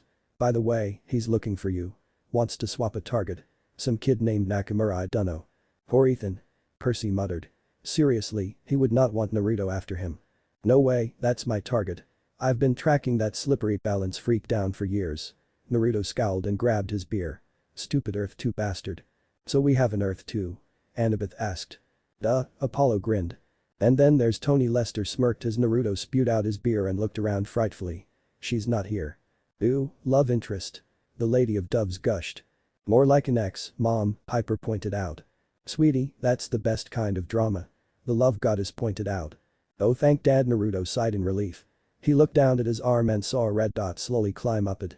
With a yelp, Naruto tried to jump up out of the booth but only succeeded in banging his knee. Ow. Lester snickered and rolled his laser pointer between his fingers. Evil, but funny. Leo nodded in approval. Tony, aside from wanting one of your two heads, is still able to copy any fighting style with just a glance. She sounds scary. Percy admitted with a nervous smile. And skilled. Annabeth looked intrigued. I wonder who she is. Rain amused. I don't know why, but I feel like I should complain about a Haxingen for some reason, Naruto said with a tap of his chin. He shrugged it off and then gave a nervous look to Lester. She's not still mad, is she? We were both drunk I think. Well, I know I was drunk. Dude, you took her virginity, Lester pointed out. The fiend. Artemis, chill. Apollo groaned. With consent. Naruto insisted. Lester held his hands up. Easy. For as psycho as you are, I know you don't rape. All I know is you took her V card and now she wants to take away your D. All the guys covered their Ds, giving them encouraging words. The girls just rolled their eyes. But I love my D. Naruto whimpered. Lester rolled his eyes. We all love our D, but not all of us can possibly regrow our D. Wow, did not want to read that. Percy said, looking a little green around the gills. I don't want to see if I can. Naruto slammed his fist on the table. I won't stand for this, we're grown adults, we should be able to talk this out. Yeah, talking not going to happen, Lester said. He stood up and started to walk away from the table. Naruto blinked. How do you know? Lester stopped by the bar, got another beer, and then shrugged as he popped the cap off. Sorry, fucktard. Oh I see what he did there. Leo grimaced. So not cool. Naruto stared at Lester for a second before his eyes went wide as he made the connection. Purple eyes narrowed at Lester, who had an amused smirk on his face. You dirty Sonova. The truck crashed through the wall behind Naruto. The blonde was plowed through the table in the next unoccupied booth. He groaned in pain as blood covered his body and patrons screamed. A purple eye squinted open and Naruto saw two lean feminine legs drop out from the truck that hit him. The legs walked over to him, white high heels over cerulean blue skinny jeans, but before he could trail up the legs, his eye closed as consciousness left him. So, hitting someone with a truck is standard courtship these days? Artemis asked Aphrodite dryly. Well, yes. The love goddess said with confusion. Artemis just shook her head. Fuck the police. Naruto shot up where he lay and then grabbed at his sides. Ow WW. Good thing I got the number of that truck SP1R3LDNO, the irony. The baton cracked him across the face. Ow. That was so uncalled for. That monster. Dionysus cried out. Another hit him the other way. I deserved that one. Well, if you say so. Dionysus trailed off with a frown. Something hard stomped down on his crotch and his eyes crossed. Flawless victory fatality. And all the swimmers died. Ares bowed his head along with all the other guys. Wait, he has regen. Leo pointed out in realization. Still hurts. Percy declared. True. Ow. Leo winced. Naruto slumped back with a grunt. He yowled as the foot that stomped on him twisted and he looked up at the sadistic bit babe. I'd call her both, Leo muttered. All pain numbed as he stared at the beautiful woman before him. Honey blonde hair that looked like it was poured straight from the beehive, gorgeous gray orbs that pretended to be eyes when in fact they were the beautiful dark clouds that came before a storm, a Californian tan much like his own that covered a lean muscled body. She's Athena's. Poseidon rolled his eyes. Percy looked at the image, then to Annabeth, then back to the image. Percy? Annabeth questioned him with a raised eyebrow. Percy looked back into the book. He really hoped Annabeth turned out like that. Hot damn. And best of all a supple chi. Ow, my perverted thoughts. Naruto rolled his jaw after the third smack from the baton. A fourth blow came to the top of his head, which made him cringe. Ow, seriously, I've already been shot in the head, watch where you hit me. Oh, are you awake? I thought you were talking in your sleep again. Naruto looked up into his abuser's gray eyes and scowling beautiful face. You know, Tony, if you wanted to play rough in bed you could have just asked Yee. Naruto's eyes rolled into his head as more pressure was applied to his crotch. Bad joke. Bad joke. Sorry. My oh my, Athena, she is quite the dom. Aphrodite tittered eagerly. Athena just scowled at her. Percy gulped a bit. Seeing her boyfriend's paling face, she rolled her eyes. Tony Masters. Ah, I see what they did there. Apollo sniggered. What? Athena asked. She can copy fighting styles. Her first name starts with a T and her last name is Masters. Come on. Marvel people, think. Frank asked, a female taskmaster. Bingo. Frank got some looks, he shrugged, I like Marvel. I thought you would be more DC, you know, Beast Boy. Percy admitted, getting Frank to roll his eyes. Scowled at him. You'd better be. The pressure lightened and Naruto sighed in relief. He grinned up at her. So how's it going, Tasky? Further proof. Apollo said smugly. Athena hummed, not against it.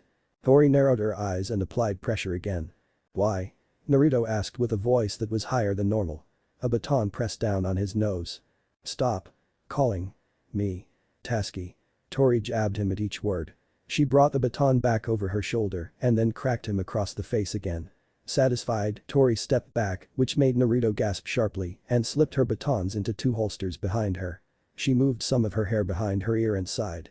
That felt really cathartic. I like her, Artemis smirked, such a shame she didn't know the hunt. Always glad to help. Naruto wheezed. He sat up and looked around. Hey, this is a really nice apartment, where are we? Yonkers, Tori said nonchalantly. She walked over to a desk and opened the laptop. Neat, never been. Is this where you get those clown noses to honk? Naruto asked. He ducked under a CD that was chucked at him. Hey. Those things are dangerous. And seriously, a CD? What is this, the 90s? Improv throwing stars. Leo argued. Shut up and get over here, Tori said. Naruto walked over to stand behind her. He stared at the back of her neck. You cut your hair. Tori rolled her eyes. Thank you for noticing.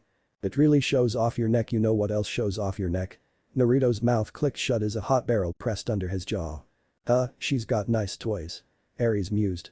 Athena made a noise, eyes narrowed in thought. Seriously? I thought we had something. Tori closed her eyes and aimed the gun down. She pulled the trigger. Ow fuck. That was my foot.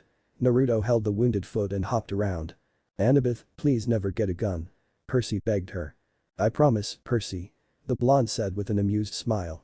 But she did note she had a sassy older sister. It'll heal. Tori leaned away from the computer and turned to him with her arms crossed.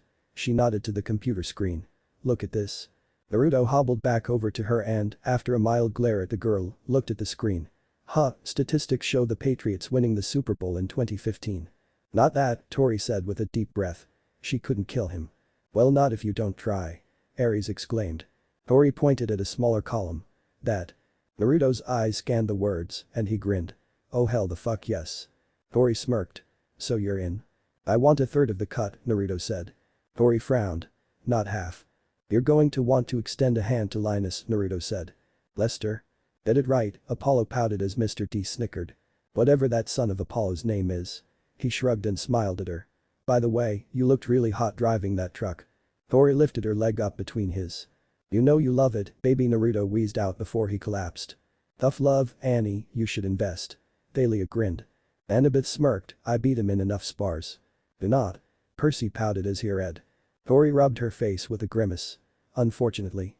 Now dressed in a skin-tight red sleeveless shirt and dark cargos, Naruto clipped a belt on around his waist and tapped the red and black circle in the center. A white dot appeared and the belt fitted itself to his waist. He grinned and grabbed the black bulletproof vest that hung on the wall, followed by two short swords that he strapped to his back. To top his attire off, Naruto grabbed 2 gloves and pulled them on. "Ryan Reynolds, eat your heart out," he said with a grin as he looked in the small mirror on the wall. His hands rested behind his head and he sucked in air. "Oh yeah, heartthrob alert. Sexiest man alive. You know it." "Lies." Apollo cried out in disagreement. "Don't you ever shut up, Naruto." Naruto turned and grinned as he watched Tori slide her shield onto her left arm and then grabbed her sword. Her tactical clothes clung to her from the waist up, various gray armor pieces in strategic spots, and a belt with a golden T as the buckle held her sword on the left side of her hips. "Damn, she is really is Athena's kid." Hermes whistled. Percy's face was red from the image. Annabeth really liked the look. And judging by Percy's face, he did too. She'd talk to Leo later. "No. Did I mention how distracting those pants are on you?" Naruto asked. Tori glared at him and flipped a dark hood up over her blonde hair. "You used to be so much more bearable." "Seriously?" Jason questioned with an astonished look on his face.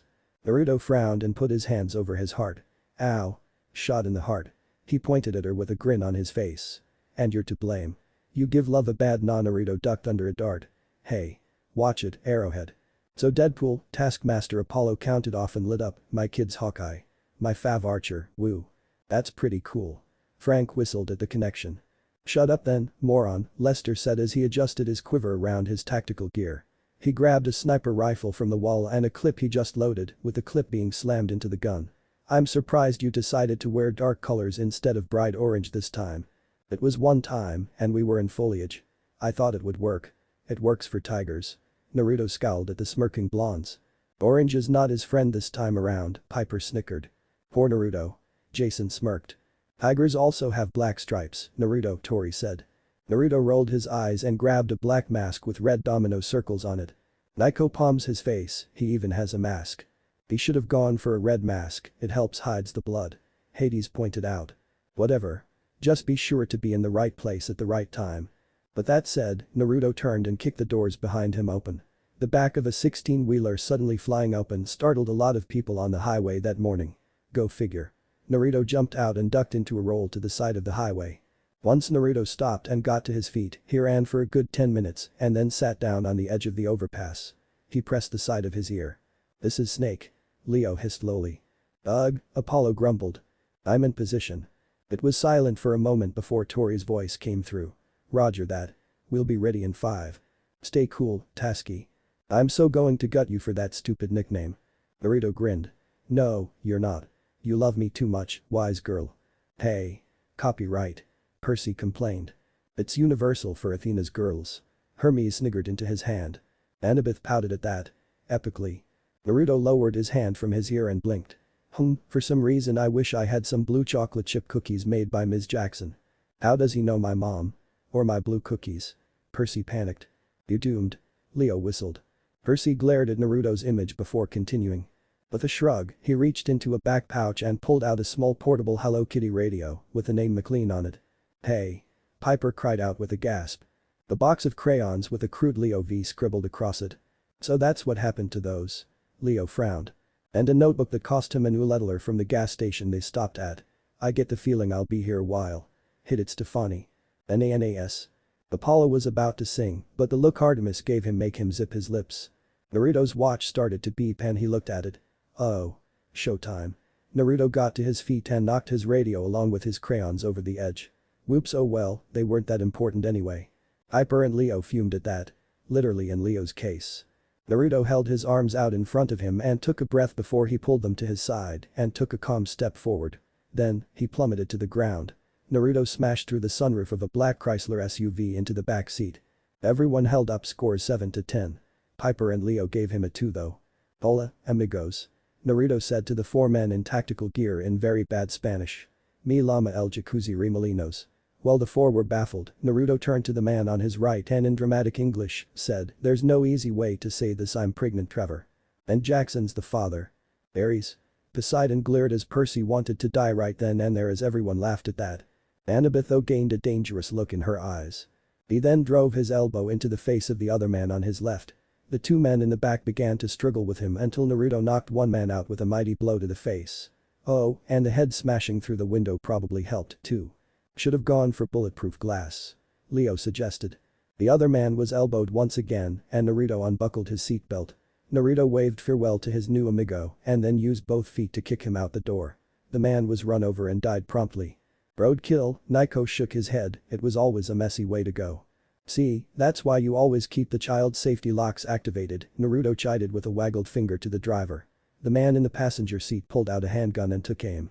Naruto grabbed his wrist and pulled, which caused the man to slam into his seat awkwardly. No, give it. You shouldn't play with these. Mine. Hermes said. Oh, right, Herm's first word. Apollo said. Hermes deflated, dude. The passenger pulled back and Naruto used the pull to drive a harder than average punch into his jaw. Boosh.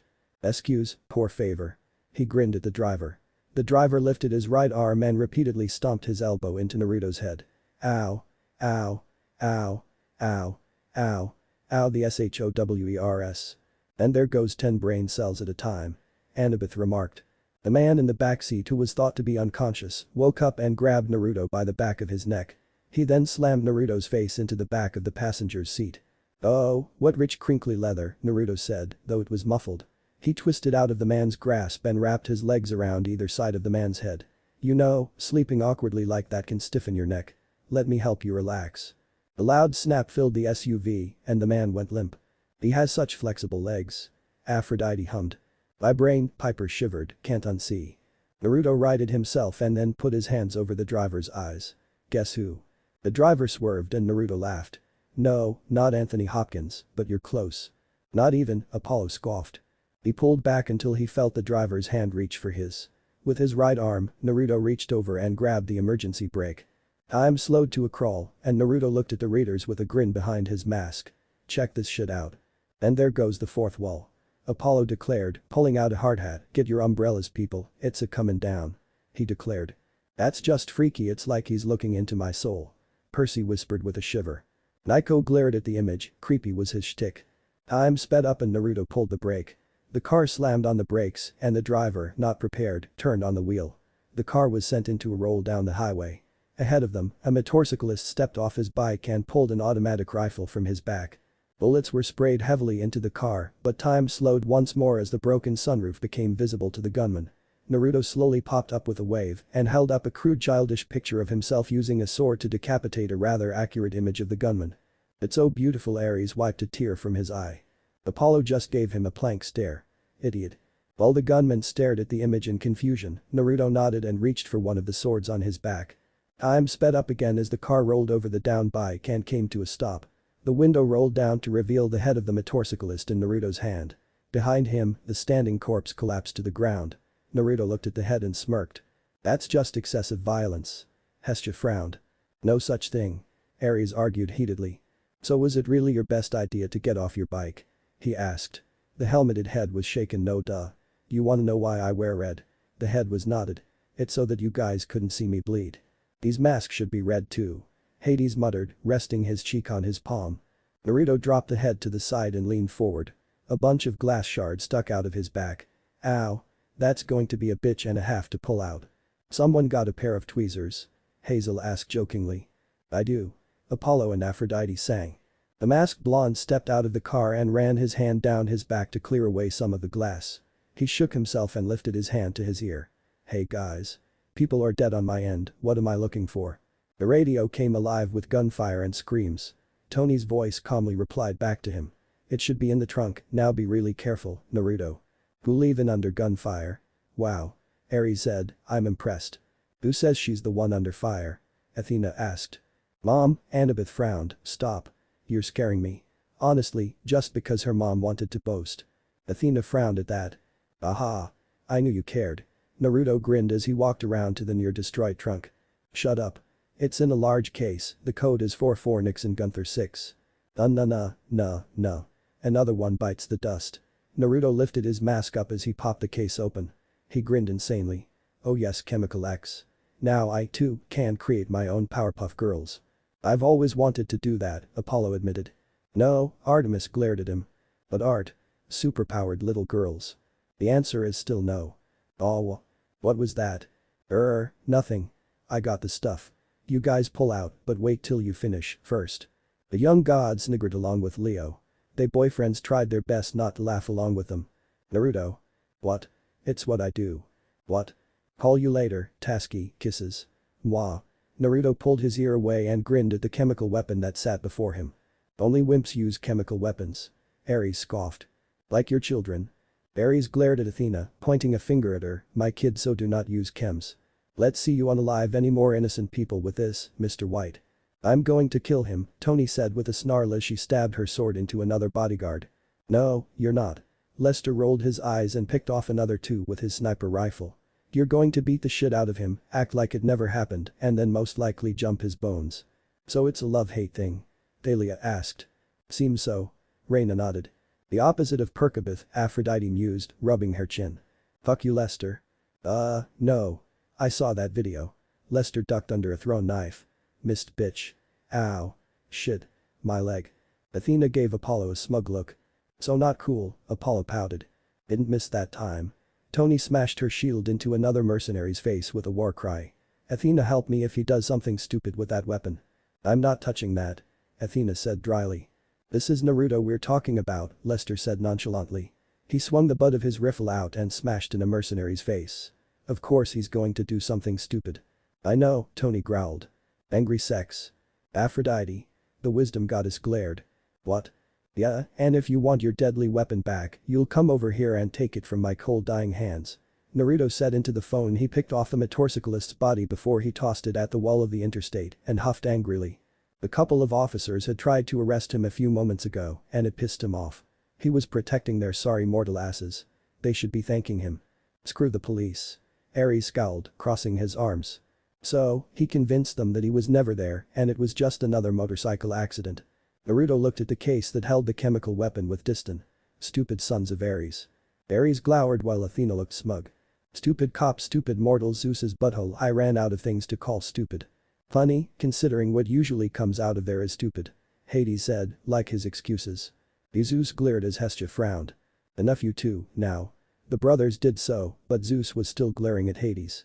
The deranged demigod. Wait, deranged demigod. Naruto scratched his chin. And there's another hammer blow. Apollo muttered, pour fourth wall. He smiled. Yeah, I like that. I've been calling myself the insane membrane this whole time. Alright, loser, you may continue. The deranged demigod sat down on the case and put his head in his hands. Man, I'm so bored, all the guys are dead now and I can't unalive mortals or dad will get mad. Naruto suddenly shivered. And not to mention what Tasky will do to me. I bet he likes it. Aphrodite giggled, with his healing and all I mean. Oh, that's gross. The kids blanched, not needing to hear that. The sound of a helicopter's propellers in action made Naruto look up. He grinned at the sight of a large beefy man with a scarred face that could be called cruelly handsome that stood on the edge of the helicopter's interior with the sliding door open. Hey. It's Tubby Ares Jr. Shut it, Sunspot. He glared at the demigod and pointed a fat finger at him. I'm going to kill you dead, Uzumaki. He declared. If my name isn't Walter White. Naruto blinked and laughed. Alright, someone with worse one-liners and a more obvious stolen name than me. Like some wannabe Kingpin from Spider-Man, Nico rolled his eyes. Wait, he is. Apollo called out, hate that guy. He scowled. Come on down, tons of fun. Let's bougie. The man dropped out and landed in a crater with a scowl on his face. Must be all that bacon. Percy commented insultingly. Bacon's good though, millimeters. Leo rubbed his stomach, the guys all nodding. Hyper blanched, gross. He pointed at a white jagged line that went up to his left eye. I got this after you tried to blow me up with an RPG. I won't be so careless this time. And every villain in the world sneezed. Percy narrated. We shall see, Grasshopper, Naruto said as he drew both of his swords from his back. They began to circle each other and Naruto smirked. Uo-it, uo-it, uo-wa, wa, uo-it, uo-it, uo-wa, wa. Ah, the good, Apollo pointed to Naruto, the bad, he pointed to Naruto again, and the ugly. Apollo pointed to Ares' son. Ares just glared at Apollo heatedly. You insufferable nincompoop. Walter charged at Naruto with his massive fist raised. 4 obvious shiny rings on each fat finger stood out to Naruto. Those don't look healthy for me, he said as he dodged each swing. I didn't know brass knuckles could be buffed. That's Jason trailed off. How did he get Imperial Gold? Reyna frowned. They're not brass, fool. Walter sneered. He held his fists up. A gift from my father for keeping the war alive, Imperial Gold will put you out of your misery. The hell, Ares. Athena snapped as all the gods glared at him. Or God, duh. He told them. It did explain it all right. Stupid meathead. The war goddess sighed heavily. Imperial Gold. What's that? Naruto asked as he continued to nimbly dodge the punches. A blow got him in the side and Naruto stumbled back with a deep gasp. What the fuck? A little lesson for you, Uzumaki. Walter cracked his knuckles. When the gods moved to Rome, they gave imperial gold to their children that lived there instead of celestial bronze. Alas, most of the Romans died off decades ago and only the Greeks remain, so now their gold weapons are ours for the taking. He's so dumb. Jason shook his head. Yep. The rest of the Romans agreed. Yeah, cool. Ow, so that's painful. Hope I don't run into a kid with a golden spear he could ram up my ass, get it? I think that's you, dude. Leo pointed to Jason. Great, the son of Jupiter sighed. Now you know how I feel. Percy told him. The innuendo you know, because you're a fat fa. Naruto doubled over again when Walter drove his other fist into his stomach. What does it take to shut you up? Walter asked with a growl. Naruto coughed up some blood and then smirked at Walter. Dunno, death probably. Nah, I'll just haunt the world then. We'd eject him for sure. Hades chuckled. Truly evil. Percy muttered. Oh, stop your whining, Jackson. Read on. Walter bared his teeth and growled. He punched Naruto across the face. Shut up. Naruto spat out a tooth. He then spat excess blood in Walter's face. Would the chicken cross the road? Walter snarled and punched Naruto again. At least ask why. Frank complained, he loved those jokes. The blonde swordsman dropped to his hands and knees. They get to the other side. Naruto spat out more blood and brought his swords up to drive them into Walter's gut. Walter caught the blades in his hands, but the blonde let go of the handles and dropped to his knees with his fist brought back. Walter stumbled back with his eyes crossed and his hands over his crotch. All the guys crossed their legs. So not cool. Percy shivered. Why did he have to read this? Naruto grinned. Get it, cause you're missing. Okay, boundaries have been crossed. Apollo pointed out with a gross face. Shut up. Walter roared as he backhanded the blonde. Naruto stumbled back and fell to his knee again. He pushed himself to his feet. You ever hear the one about that stupid son of Ares? Percy raised his hand along with Annabeth and everyone else besides Ares. Stupid, dumb, psycho-murdering Ares grumbled. Walter grabbed him by the collar of his bulletproof vest and punched him in the face. Shut up. Shut up. Shut up. No, you're supposed to say which one. Naruto laughed and then grunted as he was punched in the face again. I'm going to beat you to death. Walter's punches stopped and Naruto's head was brought up into Walter's. Naruto's head snapped back, blood gushed from his nose, but Walter wasn't finished. The son of Ares drove his knee into the blonde sternum, which made Naruto cough up more blood. Walter lifted Naruto over his head and threw him at the freeway wall.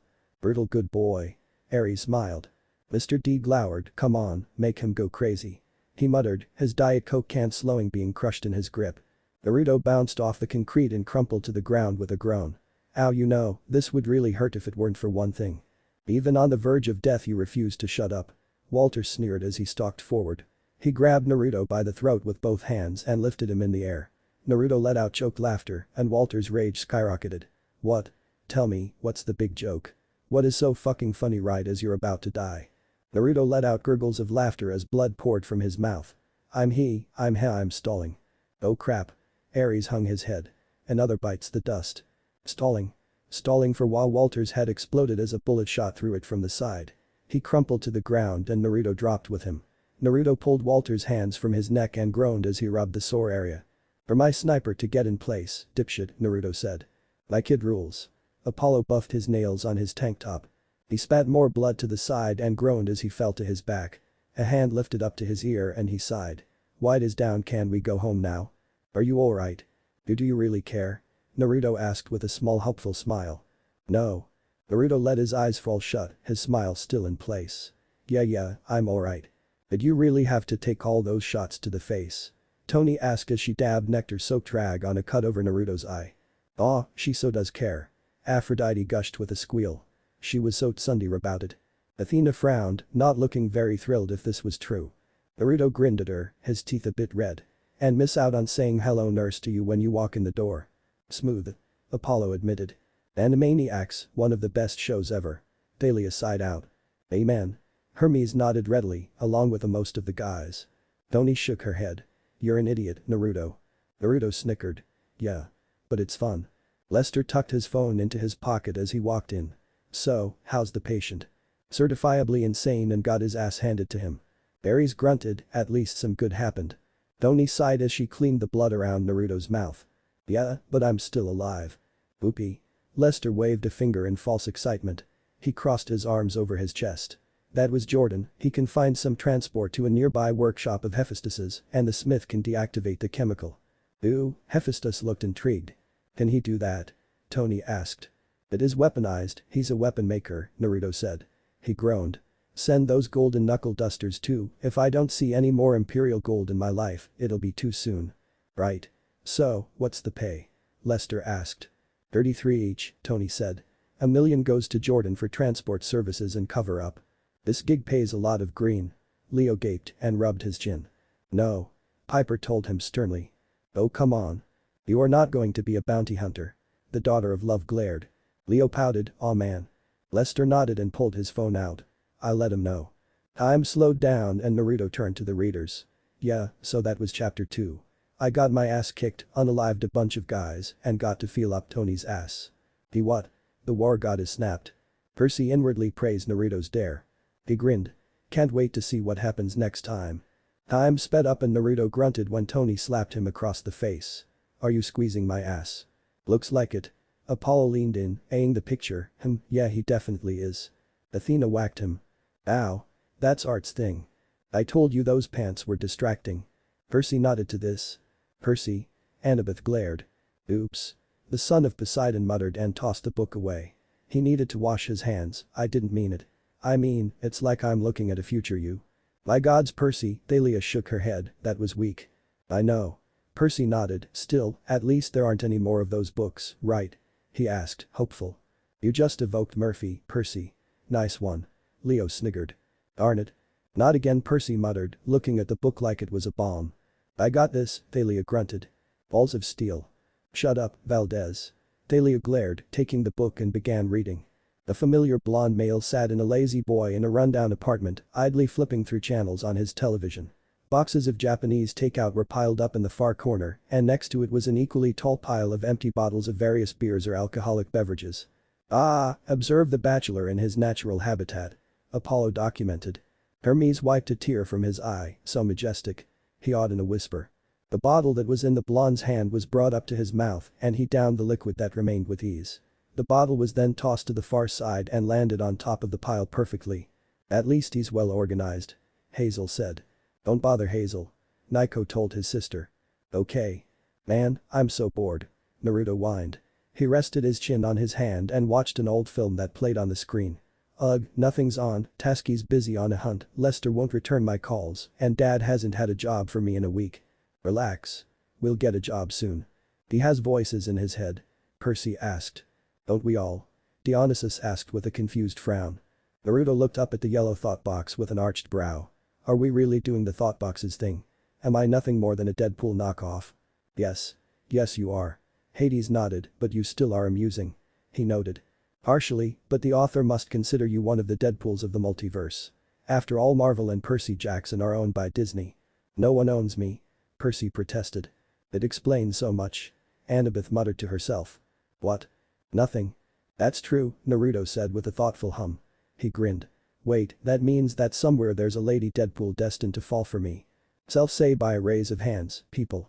Aphrodite raised her hand, the other gods looking bashful, avoiding her gaze, HMPH, cowards. Hyper just face-palmed. No. She falls for the real Deadpool, you know, the original with the cancer disfigurement. Oh, right you know something. He really doesn't look that bad, Naruto said. He rubbed his chin. Then again, if I had the face of a man who'd been mauled by a puma and couldn't fix it with plastic surgery, I think I would wear a mask non-stop. Agreed. Aphrodite nodded sternly. Yeah, but then who could see our sexy mugs?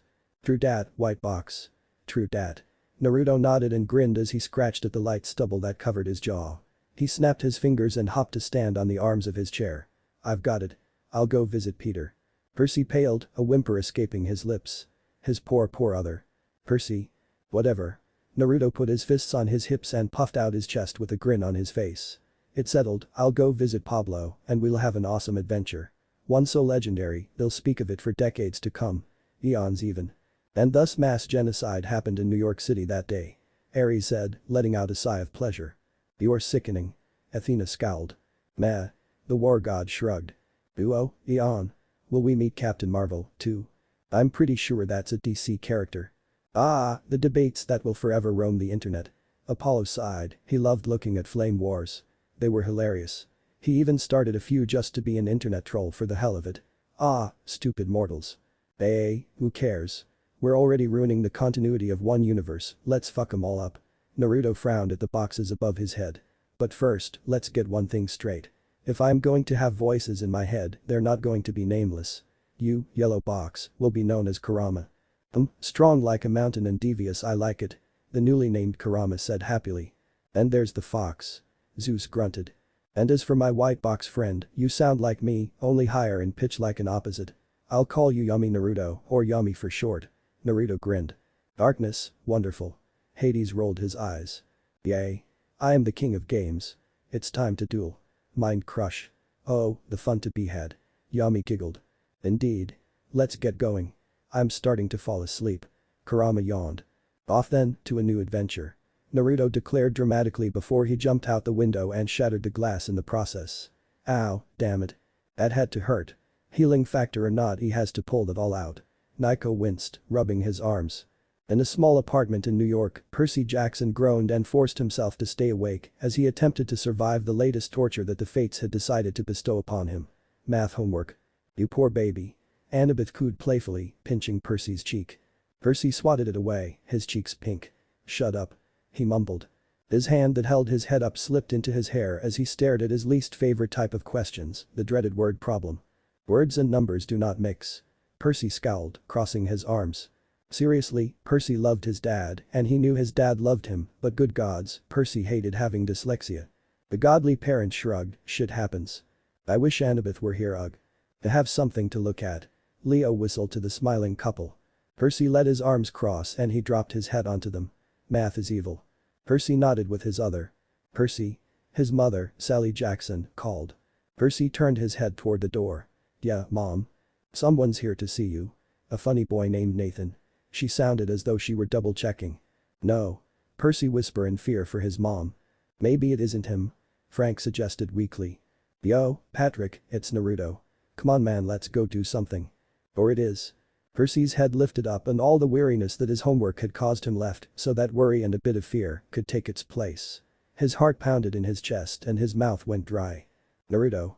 The name brought forward nearly repressed memories of their only mission together, the one Blackjack has still not forgiven him for. Percy paled. That guy was alone with his mom. Run. Percy shouted, save Mom. He can't hear you, bubble boy. Thalia reminded him. I don't care. The son of Poseidon shot from his desk and threw his bedroom door open. He ran into the living room and nearly slipped as he stopped. He stared absolutely dumbfounded at what he found. His mother and Naruto laughing together. And then he said, because it wanted a nice. Percy gaped as his mother, who chided him on his language and his attitude, who seemed like the purest and nicest woman who had no idea what the word vulgar would mean, laughed harder. No. Not Mrs. Jackson. Leo cried out. You don't even know her. Jason told him. Well, still. Leo said, getting Percy to nod quickly. Oh my, Sally said with another giggle. I haven't laughed that hard since I met Paul. Poseidon pursed his lips at that, much like a fish. But, he was still happy that Sally was happy. So there's someone funnier than me. I must eliminate the threat, then again if you're dating him that means he's off the market and unapproachable, which means I get more of the ladies. Naruto beamed while Sally let out another laugh. He hopped to his feet and took Sally's hand in his own. It's been a pleasure, but with the boy bubbler present, we can be on our way. He kissed her hand and Sally tittered in amusement while Percy slapped a hand on his face. Hand sanitizer? Reina asked Percy, getting a dry look from him. He thought she wasn't the funny one. Naruto then jumped over the couch and wrapped his arm around Percy's neck. He pointed out at the window. With me, Perseus. To battle for the glory of Asgard. The gods looked unamused at that while the kid snickered a bit. Olympus. Naruto rolled his eyes. Details. Oh no, I've got homework to do Percy cried as Naruto pulled him out of the room. Wow, Percy would rather do homework than be with Naruto. That speaks volumes. Annabeth whistled, looking odd. I'm not that bad. Percy just got a raised brow from his girlfriend at that one. Be careful, Percy. Sally called after her son before she shut the door. What a nice young man. Percy's certainly made an interesting friend. No, Mom, no. Percy cried out, not a friend, not a friend. I hate you. Percy growled. He shifted around in his cocoon of duct tape. On save. Aries said holding up a cell phone, that's my cell's new background. He smiled. Percy just glared at him. And glared at the blonde that drove them around in a convertible. How did you even do this so fast? The power of a short time skip. And the fourth wall takes another blow. Leo bemoaned. No need to fret, Leo Valdez. Athena smirked at Poseidon, I'm sure our dear sea god can fix it. He has prior experience after all. Poseidon just gave her a dirty look. It's faster than a montage, which I would have used, but my iPod didn't have the right song. Naruto sighed. You just had to have all those Taylor Swift CDs. Don't diss Taylor. She's the queen of our DREAMS. Alia blanched, yeah, he's a lost cause. She huffed. Drama queen. Nico rolled his eyes. Hey. The hunter glared. What Yami said. Swift's the queen of the charts and of my heart aside from Tasky of course, Naruto said. Oh, that's sweet. Aphrodite Kuda's Athena couldn't help but feel sorry for her daughter. He looked at Percy. And I wouldn't have had to duct tape you if you didn't keep trying to run away. You're holding me hostage. Percy tried to shift so he could get his hand into his pocket and grab Riptide. Hostage, such an ugly word. Hades frowned. You would know. Demeter glared, making Hades roll his eyes. Naruto snorted. You say hostage, I say guys night out. Percy scowled and tried to think of a way to get out of this predicament. I have to pee. Annabeth palmed her face. Oh Percy. She mumbled. What? That's a legit excuse. Then pee. It's not like this is my car, Naruto said with a smirk. Hermes cheered at that. Percy looked at Naruto with a frown and then looked at the road. Fine. I don't have to pee. Why did you kidnap me? He pulled a Hades. Escha, tell Demeter to suck an ear of corn. Escha sighed at her siblings squabbling. Naruto looked offended. Hey, I took you with your parents' permission, that's not kidnapping. A valid point. Hades nodded, looking at Zeus. Don't bring me into this. The lightning god said sternly. Percy ignored the comment. And who's Tasky? Well, to answer your first question, I took you out away from your dreadful math homework. How did you know it was math? Fourth wall. Leo deduced. Scary. Hazel shuddered. Naruto ignored the son of the sea. To have a fun night on the town. As for the second, you're not the only one with a wise girl in their lives. You're dating a daughter of Athena? Percy asked with wide eyes. How envious he sounds. Piper teased, getting Annabeth to giggle and smile at Percy, getting a goofy smile from him. Bait is a strong word.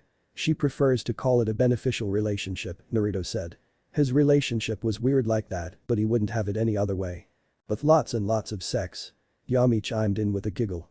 Aphrodite was in titters. Athena just frowned, not wishing to hear this. Kurama sighed. Yes, that's what was implied. Oh, but why not just say it? Yami asked. Kurama huffed. Because Percy Jackson is a Disney character, well, not directly, but you know what I mean. He is pure of mind. And dense. Annabeth huffingly added. Okay, maybe a little bit. Percy admitted stubbornly. I call bullshit on that, no one is that pure. Except for maybe Artemis. Naruto amended. Maybe. Artemis raised a brow dangerously. Not too sure about that Oreo guy's real relationship with her, though. Apollo snickered as Reina scowled at the mention of the giant. Nothing happened. The huntress denied. Methinks the lady doth protest too much. Silence, harlot. Through what about Hestia? Kurama asked. Naruto nodded. Okay, she's pure. Hestia beamed at that. Boo. Percy asked, though he was ignored. And Athena? Hello. That's Tasky's mom. Yami dryly pointed out. Point taken. I wonder how brain babes are actually made. Kurama hummed. Yami could have rolled his eyes if he had them. Imaginary sex, duh. Even I knew that. All eyes turned to Athena, who was slightly pink. It's not true at all. Of course not. Aphrodite commented, looking as though she was the cat that ate the canary. And they call her a virgin goddess, consider me disgusted. Always silently undressing those poor college students while she teaches them. Kurama shuddered. Athena. The love goddess squealed. Mom? Annabeth questioned. It's not true. The wisdom goddess proclaimed. Now that is one tilf I'd like to meet. I will burn him to ashes. Athena hissed, much like a snake. Naruto grinned as turned the corner into Central Park. Who the heck are you talking to? Percy asked finally. The voice is in my head. Naruto shrugged nonchalantly. Percy suddenly grew even more concerned for his own safety. Now he does? Jason asked. Well, more so. Percy admitted. Still, now. Hello Princely. Yami called. He can't hear you, Yami. Kurama pointed out. Is he deaf? Yami asked innocently. Percy just cradled his face in his palms, he could feel his sanity leaving him. Just by hearing this. No, but you are stuck in my head, Naruto said as he pulled into a parking spot. Once the engine was stopped, he got out of the car and went around to Percy's side. He grabbed the duct tape demigod and hoisted him out without an issue. Come on Purunga. Seriously? Percy asked, do I look like a dragon? Percy glared at the blonde teen. Do I look like a dragon to you? The other demigods chuckled at Percy's red face, shut up. He grumbled, crossing his arms. Never. Thalia chuckled and continued. Naruto held him up and pursed his lips in thought. His eyes flashed purple and a smile spread across his face. Instead of a green-eyed duct-taped boy, he saw a red-eyed, green-scaled dragon that looked like it had been working out with Ares for the past 50 years. Its arms and chest were so big. Percy, dude, you buffed up. Leo whistled. Percy pumped his arm, huh? He mused. Not too buff, please. Annabeth told him. Oh, okay. Yes. Naruto nodded. Oh dad, help. Percy looked up towards the Empire State Building and hoped his father could hear him. And he was answered with silence. Zeus smirked. Poseidon glared at his brother. Lighten up, Peter boy, we're here for a reason. Naruto dumped Percy on the ground and reached behind him to pull out a giant knife. Now, hold still otherwise this could really hurt. Oh he'll be fine. He has a broken healing factor. Kurama rolled his eyes. Right. Ares exclaimed. It's not broken. Poseidon rolled his eyes. Healing is my shtick you know. Apollo stated to his favorite uncle. Poseidon looked sheepish at that. Not as broken as ours. Yami declared challengingly. Can he heal from a gunshot to the head like we can? No. I'd rather not test it. Percy stated. Aw.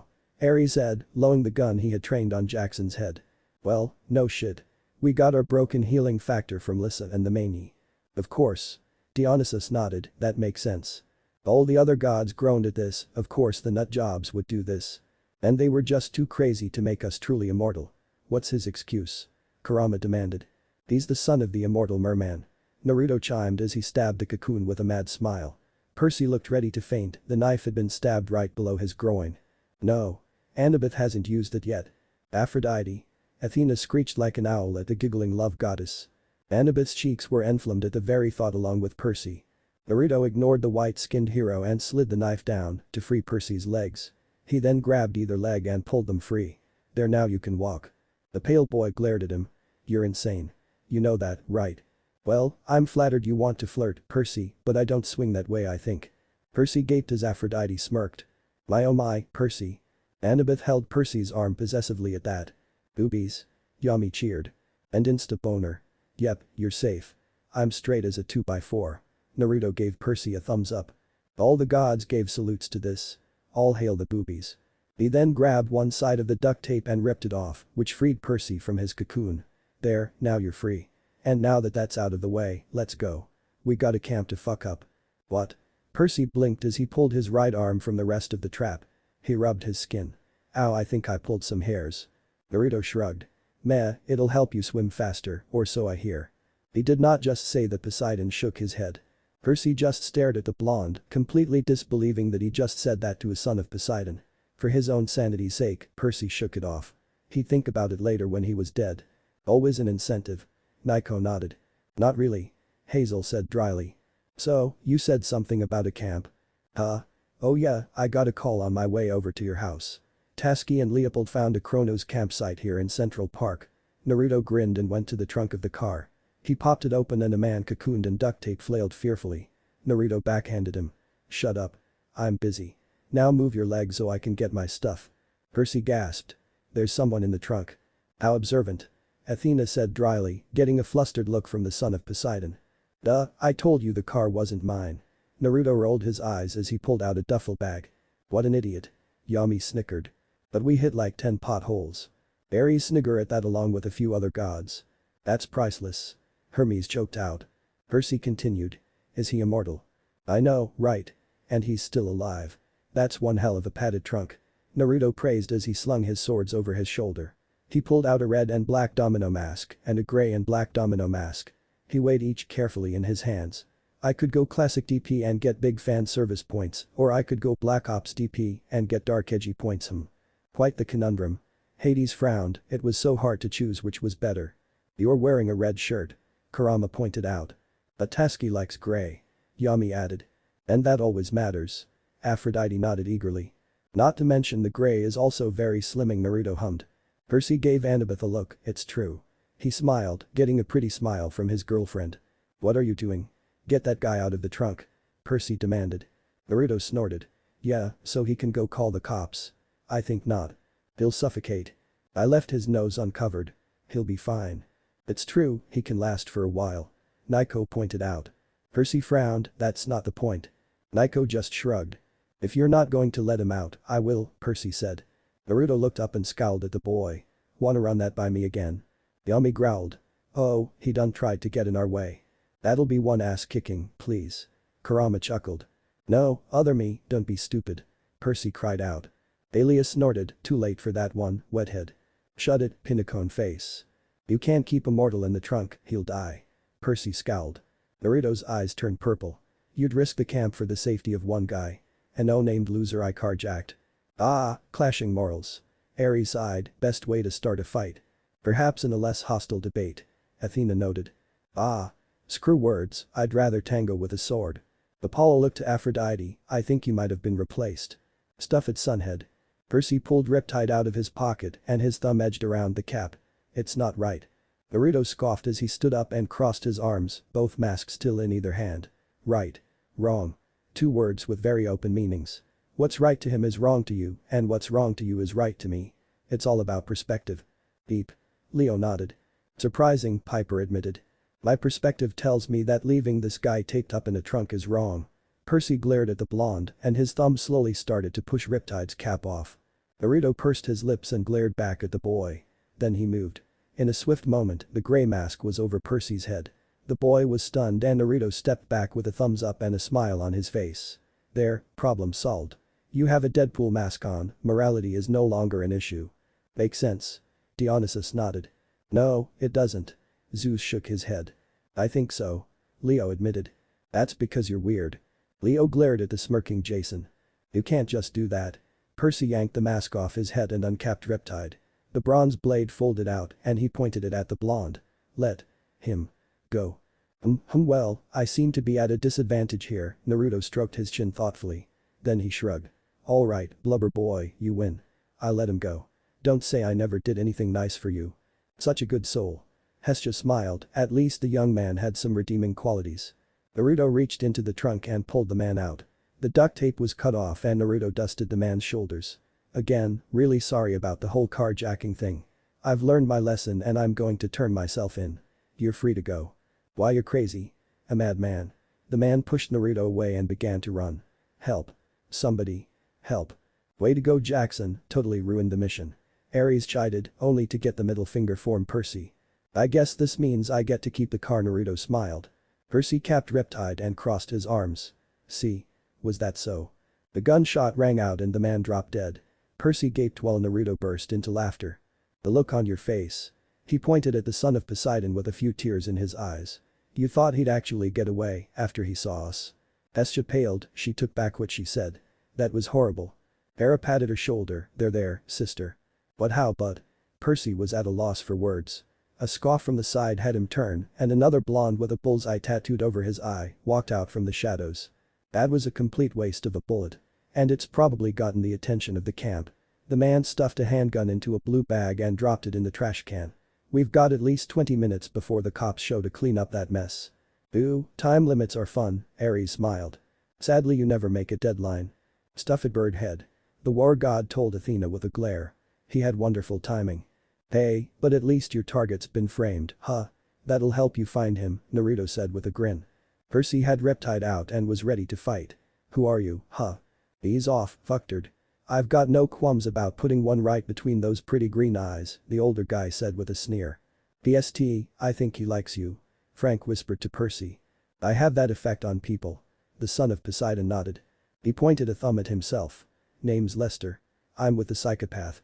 Always so nice to me. Naruto grinned as he slung an arm over Lester's shoulder. Leonidas, meet Prancer. Prancer, this is Leonardo. Like the artist? Hermes gasped. Apollo snorted, no you nerd, like the Ninja Turtle. Oh. Lester's eye twitched. I'm going to kill you. One day. I won't tell you when. I won't tell you how. You'll shoot me with a celestial bronze bullet that you carved my name into, Naruto said with a smile. He pinched Lester's cheek. Such a romantic. Ah, the fighting, the blood, the gore. Ares sighed, off in a daydream. He'll be out of it for a while. Aphrodite frowned. Lester smacked Naruto's hand away and glared at him. Don't touch me. Aw, I thought we bonded. Like an infection. Lester growled. He pulled on a black mask with a white bullseye over his right eye, where his tattoo was. Now get ready. Tony got some planner from the camp to come help her take some info. We're on distraction duty. Naruto clapped his hands eagerly. Oh goody. I get to unalive people. Unalive people, still love that. Naiko smirked, it had such a fun ring to it. Naiko, no unaliving people. Hazel frowned. Aw. Percy stared at the two. Wait, we're here too. Bill people. Geez, Boy Scout much? Lester asked with a snort. Oh come on, he's a hero. You know how they are, Naruto shrugged. Anti-heroism is way more fun. Yami decreed. Amen to that. Kurama said in agreement. So he's our little Captain America, huh? Lester smirked. Too bad he keeps losing his shield. Annabeth giggled. Percy gave a sheepish laugh at that. Naruto snorted as he pulled his mask on. That would imply that he's a veteran hero. No, he's more like my version of Bob, agent of Hydra. Ah, the cowardly klutz. Lester chuckled and looked Percy over with a hidden smirk. I see it. Percy scowled. What's that supposed to mean? Yeah, jerk. Percy demanded. It means, kid, that you haven't got the guts to do our type of work, Lester said condescendingly. He crossed his arms and huffed. I'll bet you haven't actually killed anyone face to face before, have you? Never saw the life leave their eyes. The blood on your hands that you find yourself dreaming about drowning in. How poetic. Athena said dryly. I don't know, Apollo frowned, it could use some work honestly. Whoa, that was deep, Naruto said with a mild blink. Yeah? I'm thinking of writing a poem for Brenda. Wait, why am I telling you this? I never tell you any of this. You were in the moment. Naruto shrugged. He grabbed the mask Percy had tossed to the ground and threw it back at the boy. Put it on. Why should I? Percy asked. Well, for one, it protects your identity from mortal eyes. Lester listed. We so need to invest in that. Percy declared. You mean you do, seaweed brain. Annabeth pointed out. The media hates me. The son of Poseidon pouted. And for another thing, it keeps the blood off your face and hair. Naruto nodded. Blood's a bitch to wash out of your hair. I love bathing in it. Ares, just stop. Zeus groaned, rubbing his face. No promises. The war god grinned. Lester shuddered. That time in Moscow. Oh, come on, that was fun. We never get to travel anymore. All the grown demigods are normal people. So boring. Nothing wrong with normal. Percy admitted, loving the fact that there was no world-ending crises anymore. At least, for now hopefully.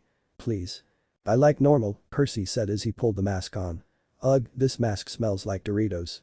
Yum, Frank smiled. Suck it up, weirdo. Naruto snorted. He drew his swords and grinned under his mask. Time for a little murder. Can you please not call it that? Percy asked. Alright fine, Naruto slouched with a mild glare. Spoil sport. Let's go unalive some people. We need a battle cry. The Greeks have no battle cry. Yami huffed as Naruto charged forward towards the camp. You could always yell wait, no, forget that, don't you dare yell that. Kurama yelled. Leroy Jenkins. Naruto cried as he sliced the heads off of 2 sentries. Praise wow, just please it for the most wonderful of people. Apollo praised Blizzard. Ugh. Idiot. Kurama groaned.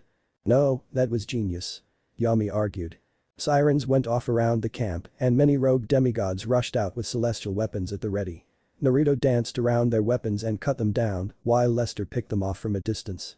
Percy, who just arrived, stumbled back and covered his mouth as he saw an arm land in front of him. He's been.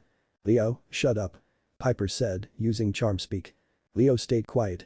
Oh, man, I think I'm going to puke, Percy said, his hand reached up for his mask. Don't bitch out, Lester said into the comm link that was in his ear. Just ignore the smell. And whatever you do, don't follow Naruto. Not much choice. They're all going after him, Percy said. Then whoever's left, just put out of their misery. Like this one. A shot put a nearby girl down for good. R.I.P. bitch. Artemis frowned at this, glaring at Apollo. Hey, she's an enemy, they tend to die. Artemis conceded to that, but still didn't like it. Percy winced and began to slowly make his way through the bodies. When he heard a groan, Percy looked down and found a boy around his age, with his throat sliced and his right arm missing from the shoulder down. The boy gurgled and weakly reached out for him. Man, what happened to just fighting monsters? I could deal with fighting monsters, Percy groaned and lifted Riptide up. He hesitated for a second before he looked away and brought the sword down. Daxon popped his cherry. Tough luck, Chase. Ares laughed. Annabeth and Percy glared at him, despite their cheeks burning pink. Don't look away. You could miss and then I'd have to waste a bullet on your kill. Lester sneered as another shot rang off. Do you feel bad about killing them? Percy asked angrily. No. They chose their life and unfortunately it put them against me. This is my job. I'm good at what I do. On your left, I got it. A slowly rising demigod was put down as a bullet pierced his heart and he flopped to his back. Percy winced. He didn't ask for this. Look at that bounce. Ares whistled. Oh man, this was awesome. Heh, try to play dead and you soon become it. Boo. Nico jeered, lame. I can do better than that. Give me a second. Is this a game to you? Percy asked. Insert SO reference. Apollo said. He didn't get a reply. As he rounded the bend, he stopped behind a tent and watched Naruto put down kids his age and older, all the while he sang. It was the most disturbing thing Percy ever saw. She had to get away. She had to run. The young demigod is ducked behind a table in the head camp tent. Why did she leave camp? It wasn't so bad. She just wasn't claimed, was it really that bad? Artemis's heart lurched, the poor girl. Round and round the mulberry bush. Make him go away, please make him go away. The girl whimpered. She grabbed her dark hair and closed her eyes, begging the gods for forgiveness. Zeus frowned as the other gods gave a few nods or thoughtful looks. She heard the stories, but thought they were just stories. Scary stories to make kids like her scared. The monkey chased the wee cell. That's just like whatever that movie is, scary. Leo shivered, that one with the little girl on the bike. Her eyes clung shut and she whimpered. Please don't let him find her. Please, gods, generous and kind, don't let him find her. The monkey stopped and scratched his head. She's boned, Ares grunted, getting a swat from Aphrodite, wah. Not funny. The goddess frowned. The sound of footsteps became distant and she waited with bated breath before she chanced to peek out from her hiding spot. She let out a breath she didn't know she was holding and ran from the tent for the woods. She chanced to look behind her. Nothing. She turned ahead and pumped her arms and legs faster. She was going to go back to camp, beg for forgiveness, anything to get away from this monster. Smart girl, Annabeth nodded. She ran around a corner and ran through the trees. She didn't care that she didn't know who her parent was anymore. She didn't care that her dad didn't want her. Hyper frowned at that, was that how camp was before the war? She just wanted to get away. Luke was crazy, she could see that now. Oh, right before she dies she sees it. Lame. Ares snorted, crossing his arms. Who in their right mind would want to be on the wrong side of Naruto Uzumaki, let alone the gods? He said there was no chance of being found, she said to herself with tears in her eyes. The others were dead because of the strategic campsite. Because of Luke. All his fault. Shut up, Ares. Hermes glared at his war brother, who grinned back at him. She stopped by a tree and ducked behind it to catch her breath. She looked behind her as more gunshots rang out and more screams followed. She sighed in relief. She was safe. He didn't follow her. She turned to run and two sharp things were shoved through her stomach. Blue orbs stared into crazed red. Up goes the weasel. He has no morals whatsoever. Artemis shot up, glaring at the image with hate. Easy, Art, easy. Apollo cried out at his twin seething anger. Naruto watched the girl collapse after he cast a dream of paranoia on her with his madness abilities. You were saying? Dionysus asked the huntress mockingly. Artemis sat down, looking embarrassed. He turned and stabbed an older boy through the stomach with a glare. This girl's hardly a teenager, are you taking children from camp now? They did talk over a lot of them. Percy frowned. The Olympians didn't want her, the boy gasped. Naruto scowled under his mask and sliced his throat. Maybe she just wasn't ready to be claimed. He kicked the demigod down and watched him choke on his own blood with an angry glare. And they call me crazy, I don't turn young kids against their parents. Like Luke. Ares, enough, Hestia frowned, making the war god zip it. Naruto sheathed his swords and picked the girl up. He'd have to have his father get rid of that nightmare later and make sure she's claimed. This kid needed a stable family. Hestia nodded sternly to this. He walked back to the center of camp and met up with Percy. Percy's eyes landed on the girl in his arms. Is she? I'm not a child murderer. Athena unaliver, sure, but not a child murderer, Naruto hissed. So he does have morals. Dionysus said, glancing at Artemis. The huntress just averted her eyes. He adjusted his grip on the girl and scowled. Once you hit 15, you're fair game. And most of these kids are that age. She's barely 11 at most. Percy looked at her carefully. Wait, I know her, her name's Lacey. She was in Hermes's cabin last year. Lacey? Piper gasped. Oops. Aphrodite muttered. Mom. I said oops. Seems a few runaways took her along. Lester walked up and lifted his mask. He winced at the cringes on her face. Yeesh, what did you do to her? Gave her a few nightmares. Naruto frowned. He put a hand on her forehead. A moment later and peace covered her face. And now they're gone. Aren't you sweet? Lester smirked. Naruto pulled his mask off and grinned. Just a lovable teddy bear.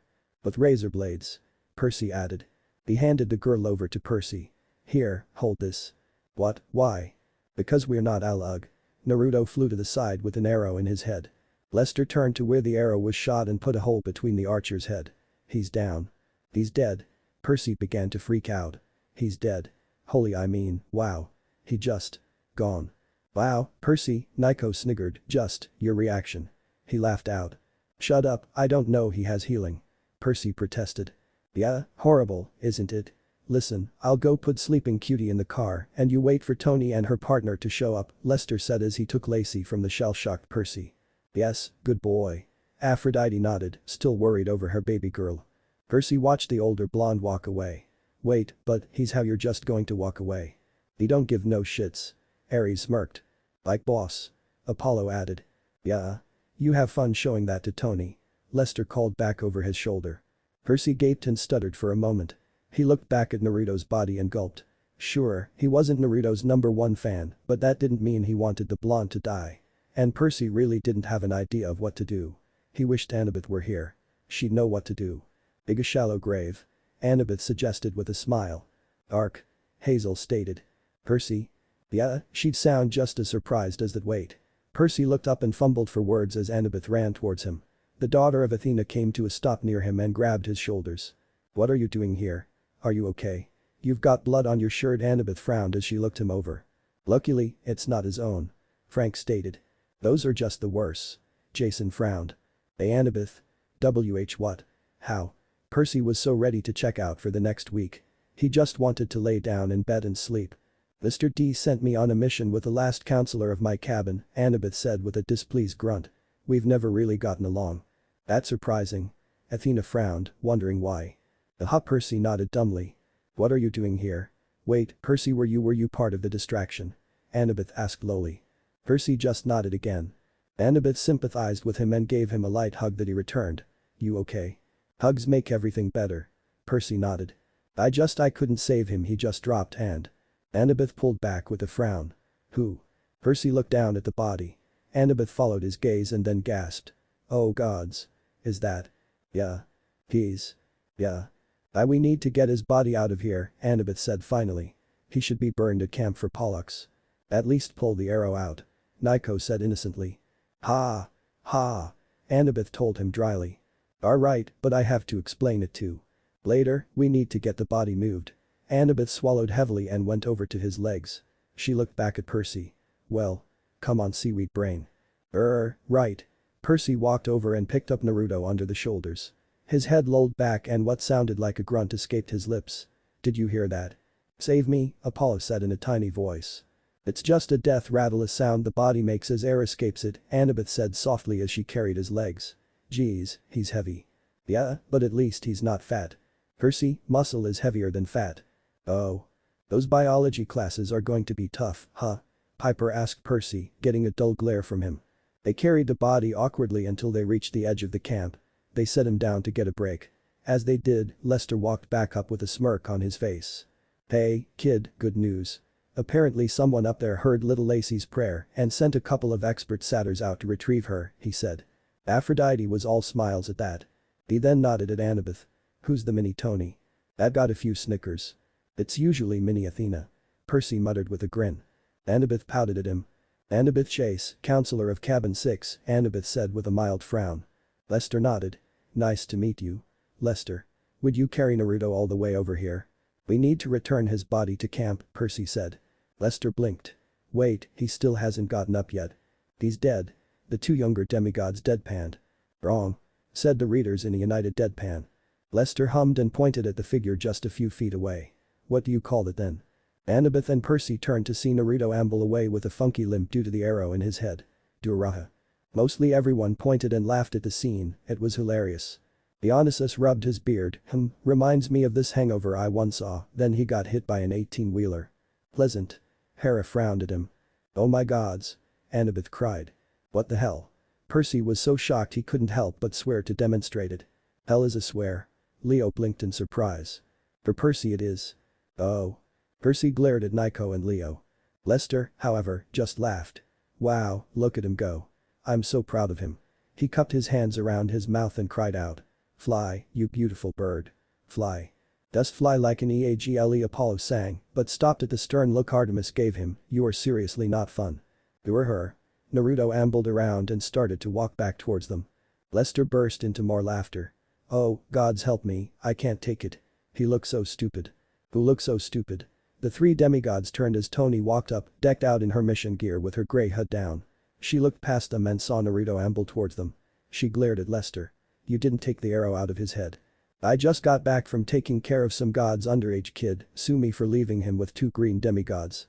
The two in question let out an affronted hey besides, you have to admit that is the funniest fucking thing you've ever seen. Oh, big time. Ares said, still bellowing and holding his gut. No. This is the funniest fucking thing I've ever seen. A knife suddenly buried itself in Lester's knee. The sharpshooter collapsed to the ground and grabbed at the joint. Fuck.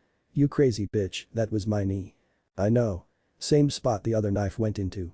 Funny, right? Tony smirked and walked over to Naruto. Such accuracy. Apollo glared at the smirking Athena. She snapped off the arrowhead and grabbed Naruto's head. This is going to hurt, but you'll thank me later. Annabeth and Percy turned green as Tony pulled the arrow out of his head slowly. She had to twist and pull simultaneously, and the whole process took about 5 minutes. Finally, it was done and Naruto had collapsed forward into Tony. A minute or so later and the deranged demigod groaned. Ugh, my head hurts. Naruto's eyes squeezed shut. He hummed and nuzzled into Tony's chest with a grin. The boy after my own heart, the Lady of Doves tittered. Such an advantageous position. Leo mock gasped. You must capitalize when you can. Frank noted, making Leo nod. Hey Tasky. Have fun while I was out. A smack knocked Naruto to the ground and he whined as he rubbed the side of his head. Ow, I just finished healing that. I saw your hand reaching up, Tony said dryly. Naruto pouted. Damn, my ninja skills failed me. If only he is a true ninja. Piper said in a wistful tone. Tony scoffed. What skills? Naruto pouted at her. You're so cruel. Yeah, but that's what we love about her.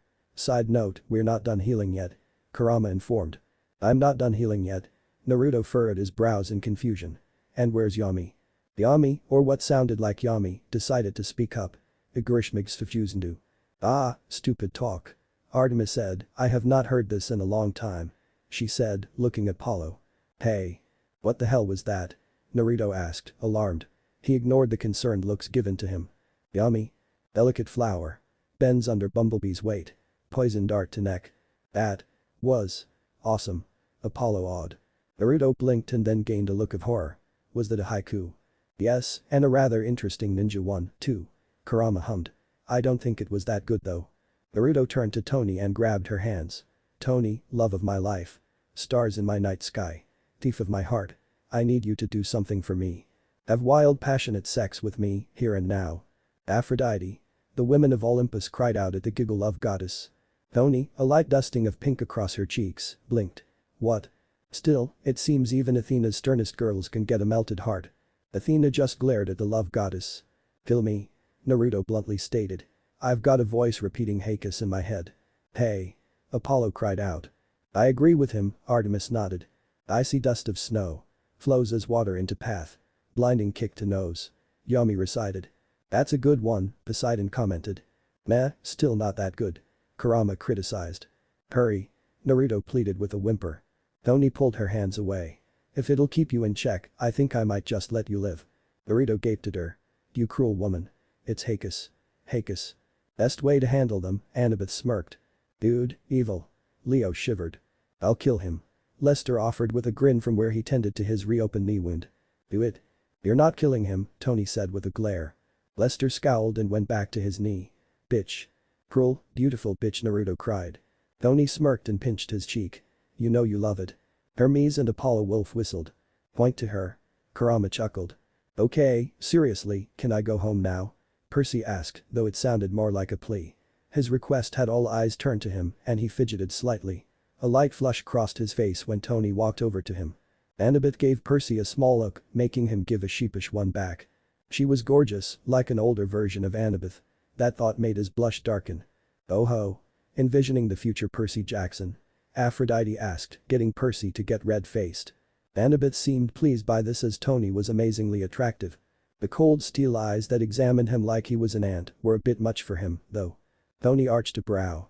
This is the famous Percy Jackson. He's famous? Lester asked in disbelief. Percy frowned at that. He does have his own book series owned by Disney Hyperion Publishing, Naruto said, though his comment was ignored. No one owns me. Except Annabeth. Jason innocently said. Dude. Tony scrutinized him for another minute before she snorted. Idiot. Such a good girl. Athena smiled as Poseidon scowled at his rival. Hey. Annabeth spoke up before Percy could.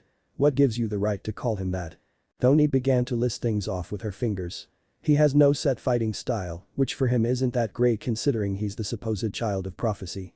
Little training with his sword while the rest is instinctual, admittedly not horrible, but more strategy and swordplay never hurt anyone. His fatal flaw could end the world, don't ask, I read the briefings. Ow. Percy winced, his pride took a blow to that one. Annabeth patted his shoulder reassuringly. Briefings? Naruto asked. Tony rolled her eyes. Athena has set files for every demigod just in case one turns out like another ripper. Ah, to cover for her mistakes, right? Lester asked. Tony and Annabeth glared at him and he smirked. Truth hurts. Damn right, Apollo chuckled as Athena glared at him. So does a knife in the ball sack. Tony retorted. Lester's smirk left his face. Tony looked back at Annabeth. Anyway, his school records are absolute shit. Even compared to normal demigods. His luck is so bad it's like Titch never bothered to look his name up. She has a point, Percy admitted, scratching the back of his head. Seriously, he'd never met the goddess, ever. Tony crossed her arms under her chest. In short, Percy Jackson is a complete idiot. Annabeth scowled at her and pointed at Naruto. And what's he, the next Einstein? Naruto was to slamming his head repeatedly into a tree. Stop. Try. Make. It. End. That is a compelling argument, Hera begrudgingly admitted to agree with Annabeth. He's crazy, he doesn't count, Tony said with a shrug. Very true, Dionysus nodded. She arched a brow at Annabeth's scowl. You're really tense, have you thought about? Annabeth's face bloomed red, what? She squeaked. Annabeth glared at her with red cheeks. Shut it, Tony. You have but you've never made a move. Tony tilted her head when Annabeth's scowl became more profound. Oh, you have. Piper whistled, wow, Annabeth. You go girl. Shut up, Piper. So he is an idiot. Shut up, Tony. Annabeth growled. Someone sounds frustrated. Leo grinned, getting a glare from Annabeth. Percy looked between the two. Did I miss something? Everyone in the room laughed at that while Percy ducked his head, Annabeth joining him as their faces were red. Tony just smirked. And that proves my point. Thalia wiped a tear from her eye, too true. Annabeth just glared at Thalia. It's finally over, let it stay over. Percy begged under his breath. I think the universe hates you, man. Jason told him. Percy just gave a defeated nod. It was true. Oh no, there's more. Thalia cried out. More Psycho Naruto. Percy panicked. Worse. Thalia glowered. What could be worse? Percy asked her. A musical number. The hunter hissed. I resent that. Apollo frowned. The tall white mountaintop got closer and closer until a speck could be made out. A man with short blonde hair and miniature suns in his blue eyes sat peacefully while he played a white piano. On top of a mountain? Artemis asked dryly. It's dramatically awesome. Apollo protested. He was dressed in a white t-shirt that had a golden omega on the front underneath a white vest that had a red spiral on the back. Dark jeans covered his legs and black sandals covered his feet. His fingers danced on the keys, unaffected by the snow around him. He opened his mouth and a melody came out. The snow glows white on the mountain tonight, not a footprint to be seen. A kingdom of isolation and he smirked sardonically. It looks like I'm the king. Thalia, sing it out. Shut up, Nico. Thalia fumed as she did sing out the line. By accident. Another blonde, this one more like a football player in build, sat a bit away from him, rested his hands on either side of his head, which was set between his knees. His head began to nod to an unseen drum. He was dressed in a purple shirt with gold lettering across it, jeans and white tennis shoes. His mouth opened and he continued where the pianist left off. The wind is howling like the swirling storm inside. That shirt looks familiar. Jason rubbed his chin. Oh, a Roman now? Reyna asked. I'm trying to sing here. Thalia frowned. I thought you were reading. Damn it, Annie. You're supposed to be on my side. Couldn't keep it in, heaven knows I've tried, a younger blonde said, perched higher on the mountain. An orange and black jumpsuit with a dark hood covered him and strange combat sandals protected his feet. Ooh oh, there's mine. Aphrodite tittered while clapping. And mine. Athena pointed out, getting a scoff from her fellow goddess. Whatever, he's more mine. Deal with it. The wisdom goddess glared at Aphrodite. The teen dressed in dark clothes with a bandana around his mouth looked up at the stars from where he sat on the peak, a faded picture in his hand. Don't let them in, don't let them see. Be the tough guy you've always had to be. Conceal, don't feel, don't let them know. But now they know. Oh ow. He's a cowboy on a steel horse, he rides, Apollo sang. Wanted. Ares hummed along. Hermes continued, wanted. Dead or alive. Aelia growled, stop interrupting me. Not like you sing all that good. Aelia just gave a murderous glare to the innocently smiling Leo. The final blonde, who wore a red shirt with a yellow lightning bolt on it, shot to his feet and grinned at the sky. His arms flung out. Let it go, oh oh. Let it go, oh oh. He shook his head and burst into a run around the mountain that kicked up snow. Can't hold it back anymore. Hermes grinned, I think I have one now. Yeah, that'd be like Zeus getting one. Hades snorted. I could happen. Zeus frowned. Ha. Poseidon laughed, I would get one first. Hades smirked, just watching the fireworks. Aelia continued over Poseidon and Zeus's arguing. Let it go. Let it go, oh oh oh. Turn away and slam the duo or. The pianist sang as the music lifted and a rock beat filled the area.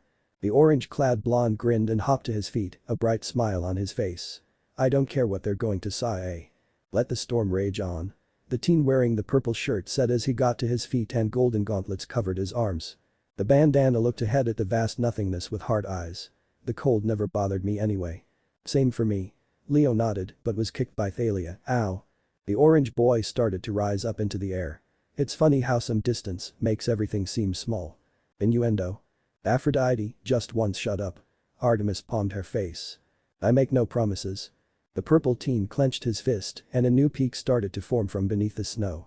But the fears that once controlled me can't get to me at LLLL. The runner came to a stop and looked at the distant mountain before he settled in a prayer-on stance. It's time to see what I can do to test the limits and break through. Break the sound barrier. Hermes crowed. No wrong, no right, no rules for me. The pianist sang as the runner shot off in a blur. I'm free. The group sang, save for the one with the bandana. Let it go, oh. Let it go, oh oh. He must be the socially awkward one. Leo determined. The orange flyer smiled at an old man's face in the clouds above him. I'm one with the wind and sky, YY. Zeus went stiff, wonderful, his grandfather. Let it go, oh. 4 of the 5 blondes sang proudly. Let it go, oh oh. Nice high note. Apollo gave Thalia a thumbs up. Thalia puffed up her chest at that and continued. The last, the one with the bandana, climbed to his feet and looked at the picture in his hand. His eyes screwed shut and he crushed the image in his fist. You'll never see me cry, YY. Okay, maybe the deep one. Leo corrected himself. The purple-clad teen glared defiantly at the star-filled sky from his personal peak. And here I stand. And here I'll stay, YY. The pianist sang with all of his heart. The runner smirked as he ran back to the starting peak as fast as he could. Let the storm rage, oh oh on. They went quiet as the music picked up. The pianist had a blindingly bright smile on his face while his fingers danced across the keyboard. The flyer was in the midst of figure eights, the geokinetic had begun to expand his peak into a larger platform and the runner ran to every nearby mountain. Ah, geokinetic. Mine. Hades smirked. Or he could be mine. Poseidon frowned. Ha. Like your children have that level of control. Poseidon brooded at that. My power flurries through the air into the ground. The gauntlet-bearing geokinetic said as he slammed his fist into his platform and began to make a small shrine to a trident. You were saying? Oh, screw off. Last I check, your children are bad luck. Hades mocked and spit. Yeah, thanks for that. Percy frowned, that was a pain to deal with. It's not my fault though. Poseidon huffed, stupid mortals. One little earthquake and it's all run away from Neptune, it was just annoying. My soul is spiraling in frozen fractals all around. The pianist and the flyer both sang in perfect harmony while the runner's speed kicked up more snowflakes that reflected the hints of an early morning light. Ooh, sparkles. Apollo said dreamily. Be sure you haven't had something. Hey, that stuff is for medicinal purposes. Apollo argued at the quirked lip of his twin sister. One thought crystallizes like an icy blast. The teen with a bandana around his mouth ripped cloth from his face and let it fly off to the wind. I'm never going back. The past is in the past. Let it go, oh. The quintet of blonde teens sang. Let it go, oh oh. The pianist shook his head and crowed to the sky. I'll rise like a break of dawn. Hi me. Apollo waved to the rising run. Aelia grew more frustrated as she tried to continue her Sinjin read. She was reading. Let it go, oh. Let it go, oh oh. The temple builder stepped out, an invisible weight off of shoulders as he raised his arms out and proclaimed. That perfect boy is go, oh one. Ooh, we want perfect. Aphrodite declared. No, we don't. Artemis rolled her eyes at the very notion. Perfect boy, ha. And here I stand. The runner declared from his perch on the very top of the tallest peak, not a bead of sweat on his face despite his constant movement. The flyer spun in the air with a grin on his face before he burst into golden flames. In the light of day. The Human Torch. Leo gasped, that's my shtick. Hephaestus coughed into his hand. Well, you're two. The five clenched their hands into fists and looked defiantly at the sky, a smirk on each of their faces. Let the storm rage oh oh oh on. The blonde biker smirked, his scarred face took in the warmth of the sunlight as the music drew to a close. The cold never bothered me anyway. Ooh, lovely scar. The love goddess cooed, getting Ares to fume. The hand came down on an alarm clock and a groan escaped the owner. Blonde hair lifted from a pillow and the owner yawned tiredly. He then turned to the television, which had a laughing mouse with red shorts on the screen, and glared at it with closed eyes. A few seconds passed before Naruto's purple eyes snapped open and he got up with a hand on his head. That is the last time I fall asleep to the Disney Channel. Aelia threw the book on the ground, done. She declared, no more singing, ever. Reading? Yes, that. Artemis smirked, still, you have a lovely voice, Thalia. Lady Artemis. Oh God kill me. Percy whimpered as the despised book reappeared in his lap. Ares slowly drew his broadsword and a grin spread across his face. No. Hera warned her son. Ares scowled and willed his sword away. But he asked for it. Ares? Poseidon glared at the god of war. DCH, fine. Ares huffed and folded his arms. See if I do anything nice for another decade. Jason, being the brave hero that he was, took the book from his cousin. Percy glared at the leather-bound novel like it just insulted his mother. Frankly, he wouldn't be surprised if it did. It's not going to bite, you know. Annabeth gently nudged her boyfriend with a smile on her face. This one might, Percy grumbled. The five demigods walked back to the car Tony had used to get to Central Park.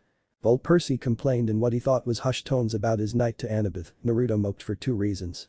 The first, he had been denied the rights to the car he appropriated earlier. Tony said it was too much of a liability, what with the cops that were undoubtedly hovering around it by that point. So he was forced to leave the keys with a dead demigod at the Chronos camp. Well, there goes the chop shop cash he could have scored. Hermes shook his head. Kids today don't think about things like that.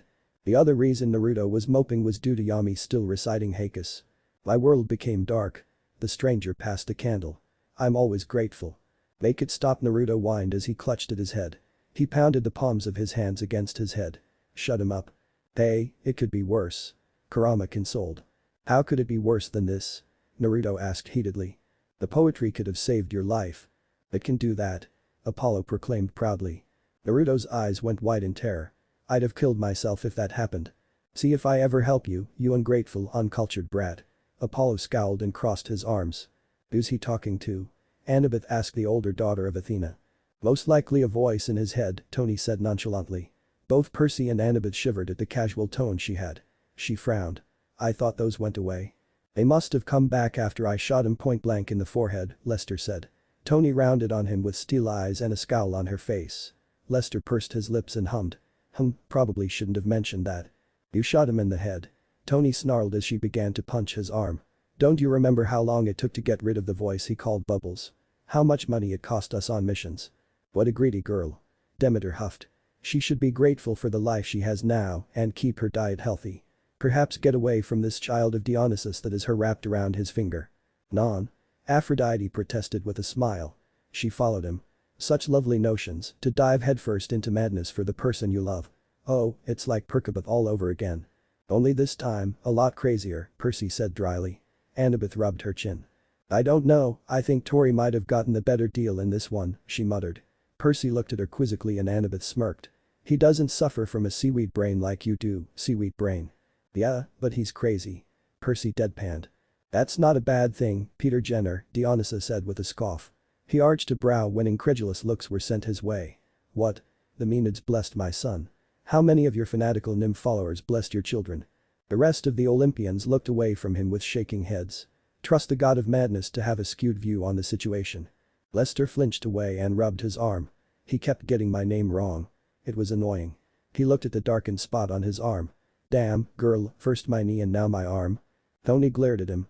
You're paying for the therapy and all the therapist's therapy. Maybe we should send someone to help Chiron in that regard, Apollo said with a thoughtful stroke of his chin. I can't, gotta drive the sun and all ace might, but. Ugh, no. The last thing I need is your damnable favorite playing shrink with me or my children again, Dionysus said with a groan. He shivered. So much therapy. Too much talking, not enough partying. Oh, that's bullshit. While Tony and Lester argued about dealing with the voices that were bothering Naruto, Percy rubbed his head and groaned softly to Annabeth. I just want to go home and pretend this night didn't happen. Tony rounded on him, her eyes narrowed and her hands on her hips. It happened. You killed people. Get over it. Don't act so superior. You were holed up in the cabin for a week after you went on that first quest with the Naruto, Annabeth said as she glared at her cabin mate. The Naruto. Coming to theaters near you. Leo pointed at Piper's nose. She batted his hand away with an amused smile. Nah, I'd see it. Apollo shrugged and then frowned. Well, only if it was about the ninja Naruto. Not this one. And there had to be no BS romance plot points like a magic scarf or something. What were you going to say? The rejected runaways? The damn demigods? Tony asked with a glare. Annabeth held her tongue and Tony scowled at her. I joined the exiles. Time out. Time slowed and Naruto looked sadly at his readers. For you Marvel fans out there, no, we don't have a sassy/cute Blink to work with /Ogolad. Heartbreaking, isn't it? Believe me, I know. Time in. Did he just pull a Chronos? Percy asked, green eyes wide with worry. I'm still trying to determine what he's even rambling about. Reina frowned. I cannot tell you just how happy I am not to be Roman, Leo said with a shake of his head. Time sped up and Naruto looked back at Tony as she continued. Because I saw the demigods weren't perfect, just like the gods that sired us. Artemis gave her twin a dry look for his dead-on impersonation of a studio audience. She's talking about you, too. I know. Apollo grinned. It still had to be done. The sky boomed and she rolled her eyes. See. A perfect being wouldn't get miffed if they were dissed. Naruto frowned. Or punish someone by taking away their Raymond the bastard. He was struck by a bolt of lightning and coughed up smoke. Try not to fry him too badly, Dionysus said, frowning at his father. I happen to like this one. Please. As you said, he's been blessed with a stronger healing factor than Poseidon's whelp, Zeus said with a scoff. The king ignored his brother's annoyed glare and continued undeterred. As far as I'm concerned, it's open season. Best kind of season. Ares grinned widely. Artemis begrudgingly agreed with him via nod. Naruto shook the blackened skin off and glared at the sky. You act like you enjoy being compared or related to the old jackass. Make up your damn mind. The sky had no response for that and Naruto smirked. Victory was his and it tasted sweet. Like candy. He frowned when he heard Yami clear its throat. Victory comes fast. The sky has no retort. Insanity rocks. Okay, I kind of like that one. Naruto mumbled, his grin spreading widely. Of course he would. Everyone, save Dionysus, rolled their eyes. Truth. The god of wine nodded in agreement with his son. Dionysus ignored Apollo's frown. Just because he was the god of truths didn't mean he had claim over who did or didn't use the term. Kurama chuckled. It was pretty clever. Yeah, but if you didn't like it why not stay at camp? Couldn't you have changed things from there? Annabeth retorted, both children of wisdom ignoring the insane demigod. Tony rolled her eyes. You mean not kill other demigods? And how exactly did you plan to beat Luke's like-minded allies? Talk them out of it. Hey. I'm the only one with access to the talk no jutsu, damn it. It's my origin character's trope. Naruto cut in with a scowl. You know, he's right. Apollo agreed. The stuff he gets away with only using words is bullshit. He must inherently have charm speak. Aphrodite tittered excitedly. That makes perfect sense. Apollo nodded in approval. That's my headcanon. Now and forever. Ignoring the indignant idiot, oh, that's hurtful Naruto gave a wounded pout. Annabeth grimaced. No, but there's a jail system for a reason. Hiding behind the flawed justice systems. Typical. Tony snorted. She crossed her arms over her chest. Tell me, Annabeth. What is a crime? A direct offense to you? Or is it to the public? Or perhaps a slight to the gods? The sky boomed again. Seriously, always with the booms. Percy groaned. It's so annoying. Zeus glared at him but said nothing lest he incriminate himself. Percy looked at Lester, who rubbed his head as he grunted. That's getting annoying. Think he can stop with the sound effects? The son of Apollo asked. Percy looked past Lester to Naruto, who held a sheet of metal and a simple workman's hammer. The mad demigod placed a finger over his lips and held the sheet up behind Lester's head.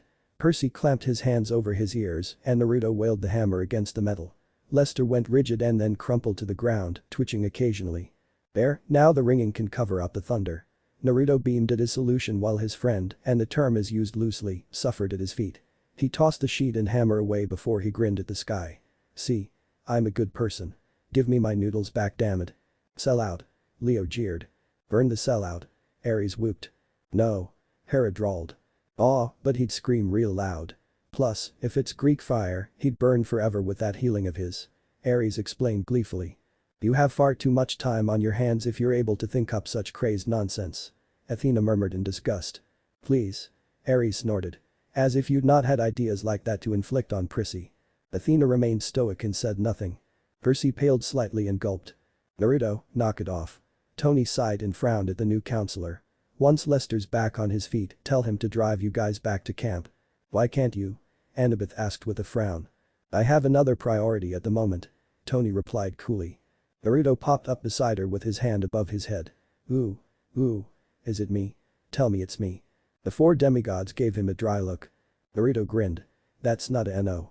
You want to hit snooze, you think there's nothing better, there's no fucking way. Yami wisely advised. I agree with him.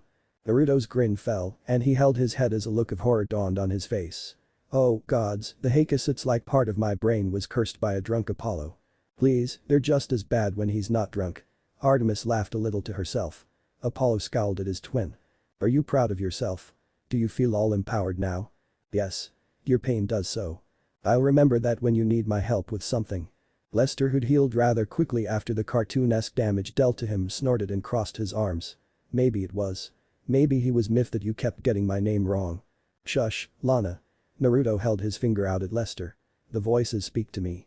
Victory is ours when insanity takes hold, shining finger burns. Okay, yeah, even I didn't understand that one. And I'm half of your mind. Kurama noted, stumped. The sun always rises in the east. Apollo proclaimed as he gained a long white beard, puffy white eyebrows and a stereotypical Wushu master outfit. And sets in the west. Leo, Percy and Frank punched the air. Is this another reference? Hazel asked her boyfriend and friends. You haven't shown her G Gundam.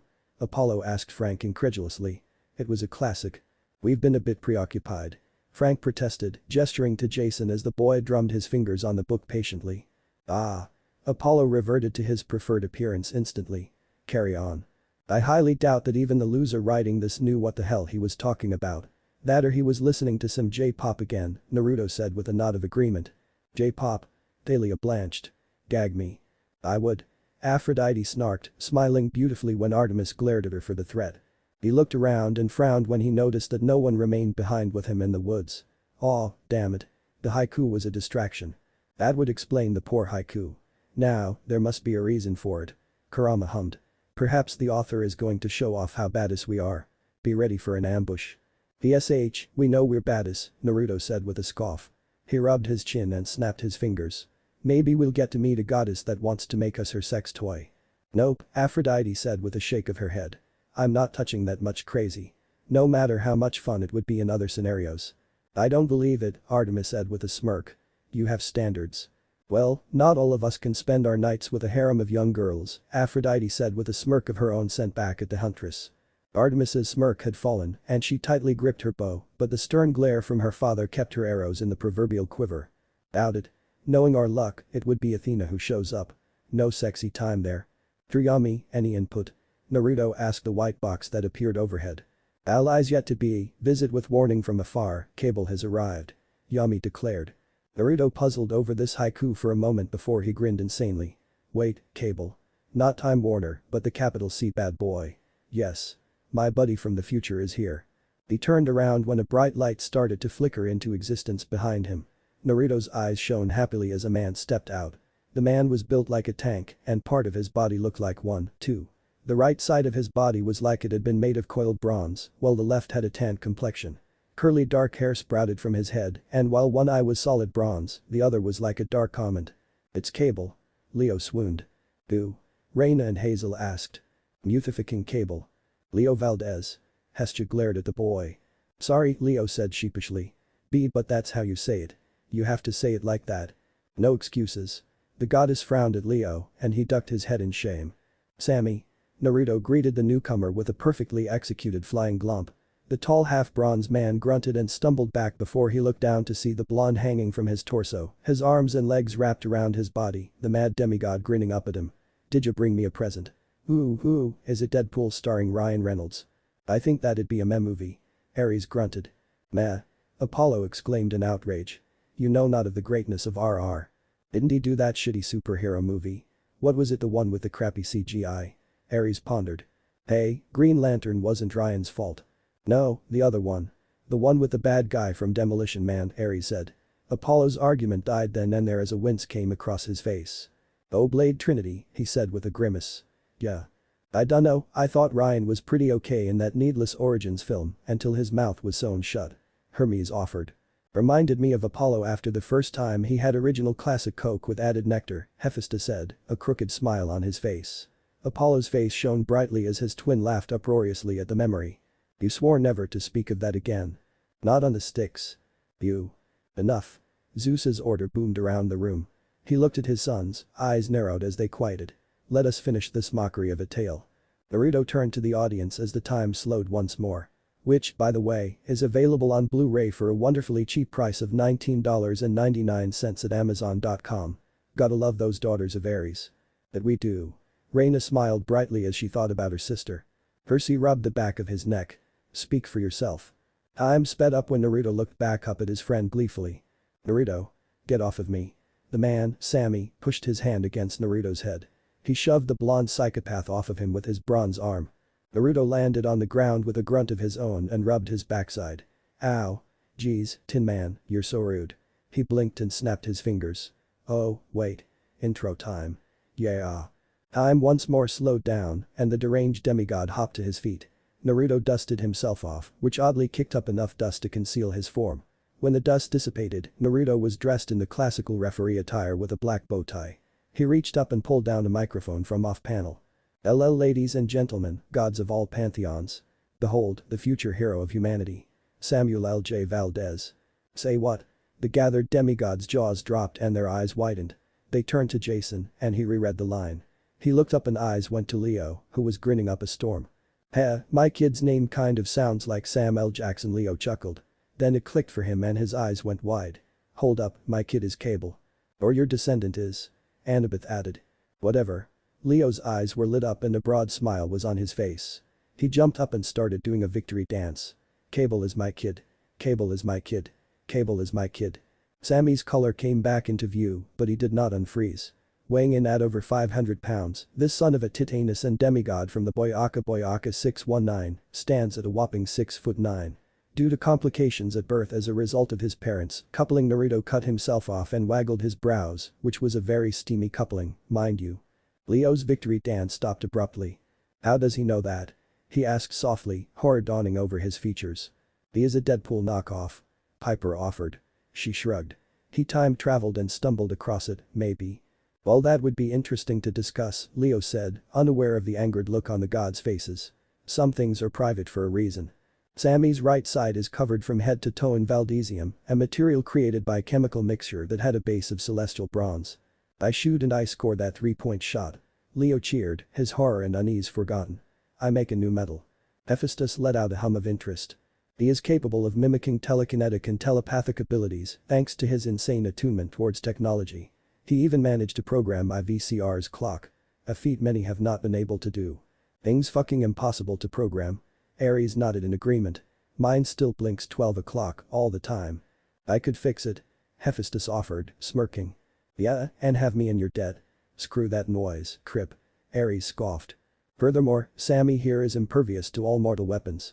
Trust me, I've tried to kill him before and he's nearly successfully done me in. Twice. Naruto tugged on the microphone and it shot off screen before his clothes reverted to normal.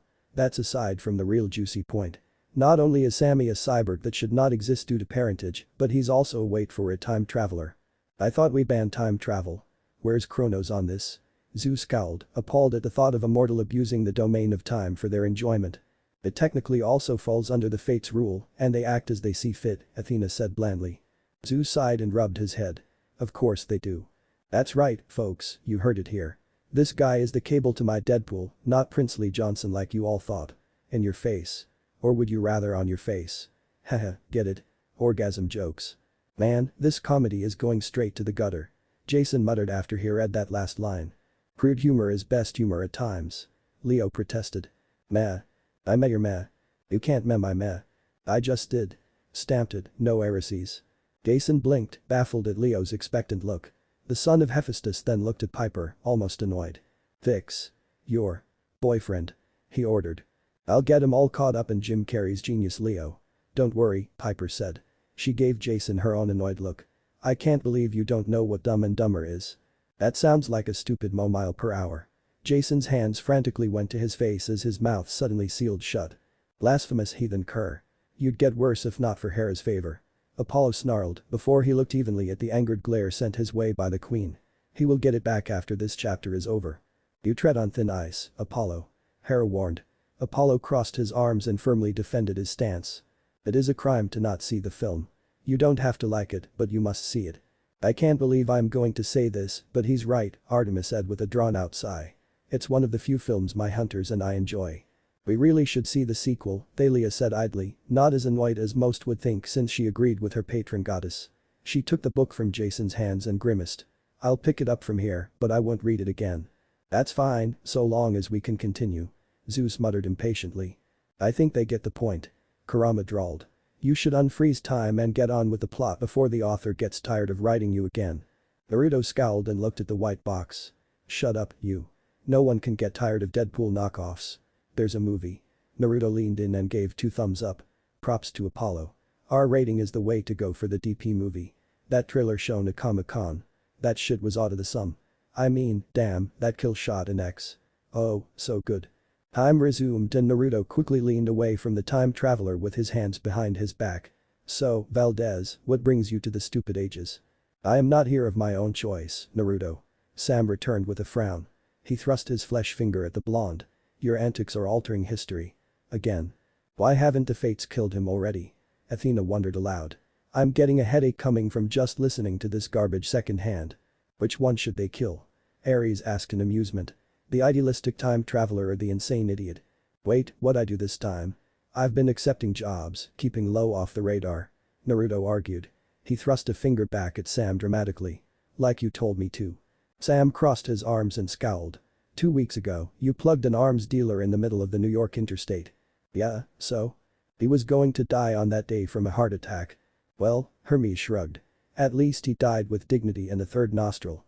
Gotta love them third nostrils, Apollo said with a nod. Naruto smirked and crossed his arms. Ha. So that means I did good. I killed him before he was supposed to die. Saved billions. He made a frame with his hands. I can see it now. Savior of the world, Naruto Uzumaki. Percy squinted. Nah, it's missing a P and a J. We get it, you saved the world. Annabeth rolled her eyes. She gestured to the other demigods, who glowered in annoyance at the son of Poseidon, especially Jason, who was kind of put out since he'd lost his ability to speak. So did all of us. But I did it twice. Big whoop, want to fight about it? Ares asked, smirking. No. Poseidon and Zeus shot their sons down before they could even get into their rivalry. Betcha I got myself a museum and everything, too. Not to mention all the fine titties I'll be swarmed with score for the Naru pool, and Tasky can't or better yet, probably won't argue against it. Booyaka. The fantasy that started to play out in Naruto's mind made his eyes become unfocused, his hands reach up to grope the air, and a dumb smile to spread across his face. Sam watched this with a mild frown on his face before he sighed. His bronze arm lifted up and came down on top of the deranged demigod's head. Naruto let out a dazed groan from where he was on the ground while Sam glared at him. Your team not only cost the state of New York millions of dollars in repairs due to your dual assault on White, but you prevented White's illegal actions from being discovered post his natural demise by actual cops that would be investigating his successor. Well, that's going to be a problem. Annabeth rubbed at her eyes and groaned. Something tells me that we'll be involved somehow. Oh man, Percy's head flopped back onto the couch. The time traveler explained slowly. That means that all of his partners in crime and business can't create plausible deniability since his death at an assassin's hands means that all of his work-related issues will be closely looked into. Which means a lot of good done to cover their small dark work is erased from the timeline. Wait, but I stopped his successor from starting up, right? Isn't that good? Naruto asked. You stupid idiot. That's a redundant statement. Kurama interjected with a hint of amusement. He does have a point, Dionysa said with a quirked smirk. Athena sighed. Indeed. Time is not a pool to swim in. Time travel is only a two-way street without any turn-offs. Destiny can be changed. I think the fates would disagree with that. Zeus sniffed. Of course you do, Hades said dryly. But time cannot. You altered our timeline. Again. After I told you not to. Sam raged. He pointed over at the Empire State Building. Now they are going to have to deal with the return of a very ancient enemy that was supposed to remain asleep during all of this. Which one? Gia. She's already coming, dude, Percy said. It could be some other monster. Reyna pointed out. What else is there? A lot. Annabeth told her boyfriend. Ugh, how many more do I have to kill? Bring it on. Naruto grinned. We can take on the Sandman. He was such a puss in Spider-Man 3. Birth of Tobey Maguire. You won't be a part of it, Dumbus. Sam snarled. He grabbed Naruto by the collar and shook him. Pay attention, damn it. 2 days from now, you die facing off against Chrono's army. That blows. Leo summed up. Tough break, Percy said mockingly. At the small looks of surprise he shrugged. What? I don't like this story, I'm not invested in it. I don't care if this Naruto gets axed. Wow, that's cold, Percy. Thalia chided. Oh, so you do like this one? Funny, I thought you only liked the one where he's your hands-on boyfriend, Percy said, annoyed at what he deemed hypocritical, since Thalia was so reluctant to read after she was forced to sing. Thalia bristled at the jab and her eyes sparked. No fighting. Annabeth cut in before her boyfriend and friend could get into another argument or fight. She leveled a look at Percy and he winced. He was in trouble and was going to get it later. Glad that she wasn't going to see her cousin and boyfriend get into another altercation, verbal or otherwise, Annabeth looked back at Thalia. Thalia. Yeah, Thalia grumbled and returned her attention to the book. Oh, we done fucked up. Kurama muttered. Yep. We're boned. Oh, hey, you sound better. Naruto noted as he turned to look at the white box of italicized Greek text that appeared to his right. Feel poetic, Yami. Naruto, stop ignoring me and focus. Sam barked as he shook the son of Dionysus. He released the shorter teen and glared at him. Despite how you act, how deplorable of a psycho you are. You know something, I think he's confessing to us. Whoa. Hey. I am not prepared to be his senpai. I need time to think about this sort of thing.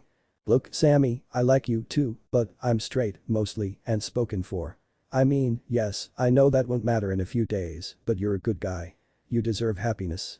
Naruto clapped a hand on the half-machine's shoulder. You need to move on. Just promise me that you'll name your first adopted child after me. I'll even babysit for you, but it'll cost you. Sam's eye twitched. Naruto, I'm not gay for you. Dionysus wrinkled his nose. He doesn't have to be so rude about it. As long as he isn't my senpai, I'm good. Percy quipped. I think he is. Piper pointed out in amusement while Jason smirked alongside her. Not funny, Piper. Annabeth scowled while Percy blanched. Good. That's progress. A little fast to admit, so I think there's some denial, but I'm not gay. Sam snarled. Stop interrupting me and pay attention for one goddamn second. Alright, but I still think someone's floating on a sinking ship in the river called the Nile, Naruto sang. He was cut off as the bronzed hand grabbed him by the throat. Irk. Whoa, right for the kill, huh? Starting to make this comedy into a tragedy with each passing second. Personally, I don't think it would be a real tragedy. Thalia dryly noted. Ooh, almost like the Deadpool movie did. Is it me, or does it feel like a year's passed since this document has been updated? The loser saw the movie not even bothering to change the jokes at the start. Fuckers going to destroy continuity. PSH, continuity. Like we care about that in fiction. Apollo laughed sarcastically and waved his hand. Just retcon it. Naruto choked out while he clawed at the hand restricting his throat. Stop babbling nonsense. You need to come with me and cable her. Sam's voice became akin to white noise as Naruto tuned out of the heroic monologue. Seriously, even the video game wouldn't let the hero monologue. Hell, even the movie, oh fuck yeah, the moment when Colossus tries to teach Deadpool to be good. Ha. Shame the studio wouldn't cough more cash up for more X-Men. Spoilers. Apollo spat in outrage. It's still getting approved by the company. Bastards believed it wouldn't go anywhere, and Reynolds even made cracks about his past career. Can I for one just say it's awesome that the loser is letting us have this knowledge without having to wait for the real thing. Hell yeah. Naruto reached down and grabbed the handle of the handgun that was at Sam's hip. He waited for Sam to be lost in descriptive monologue, which didn't take long, before he pulled the gun out, put it under his jaw and click. Oh come on. Naruto, Yami and Kurama took that moment to glare at the loser, writing his story's late and so very anticipated chapter. The author in question shrugged, as if to say, I'm not apologizing. Hermes sniffed the air. I smell a ripoff. Sorry. Ares grinned. Hermes stuck out his tongue in disgust. Oh, us. Hera just took a deep breath to withhold voicing her shame. She would only be giving Ares what he wanted if she reacted. We'd better get to kill something soon. Kurama growled as Sam continued his monologue, which spoke of space battles with the gods and dark gods like Cthulhu and other Lovecraftian lore. Dribble. Zeus sneered.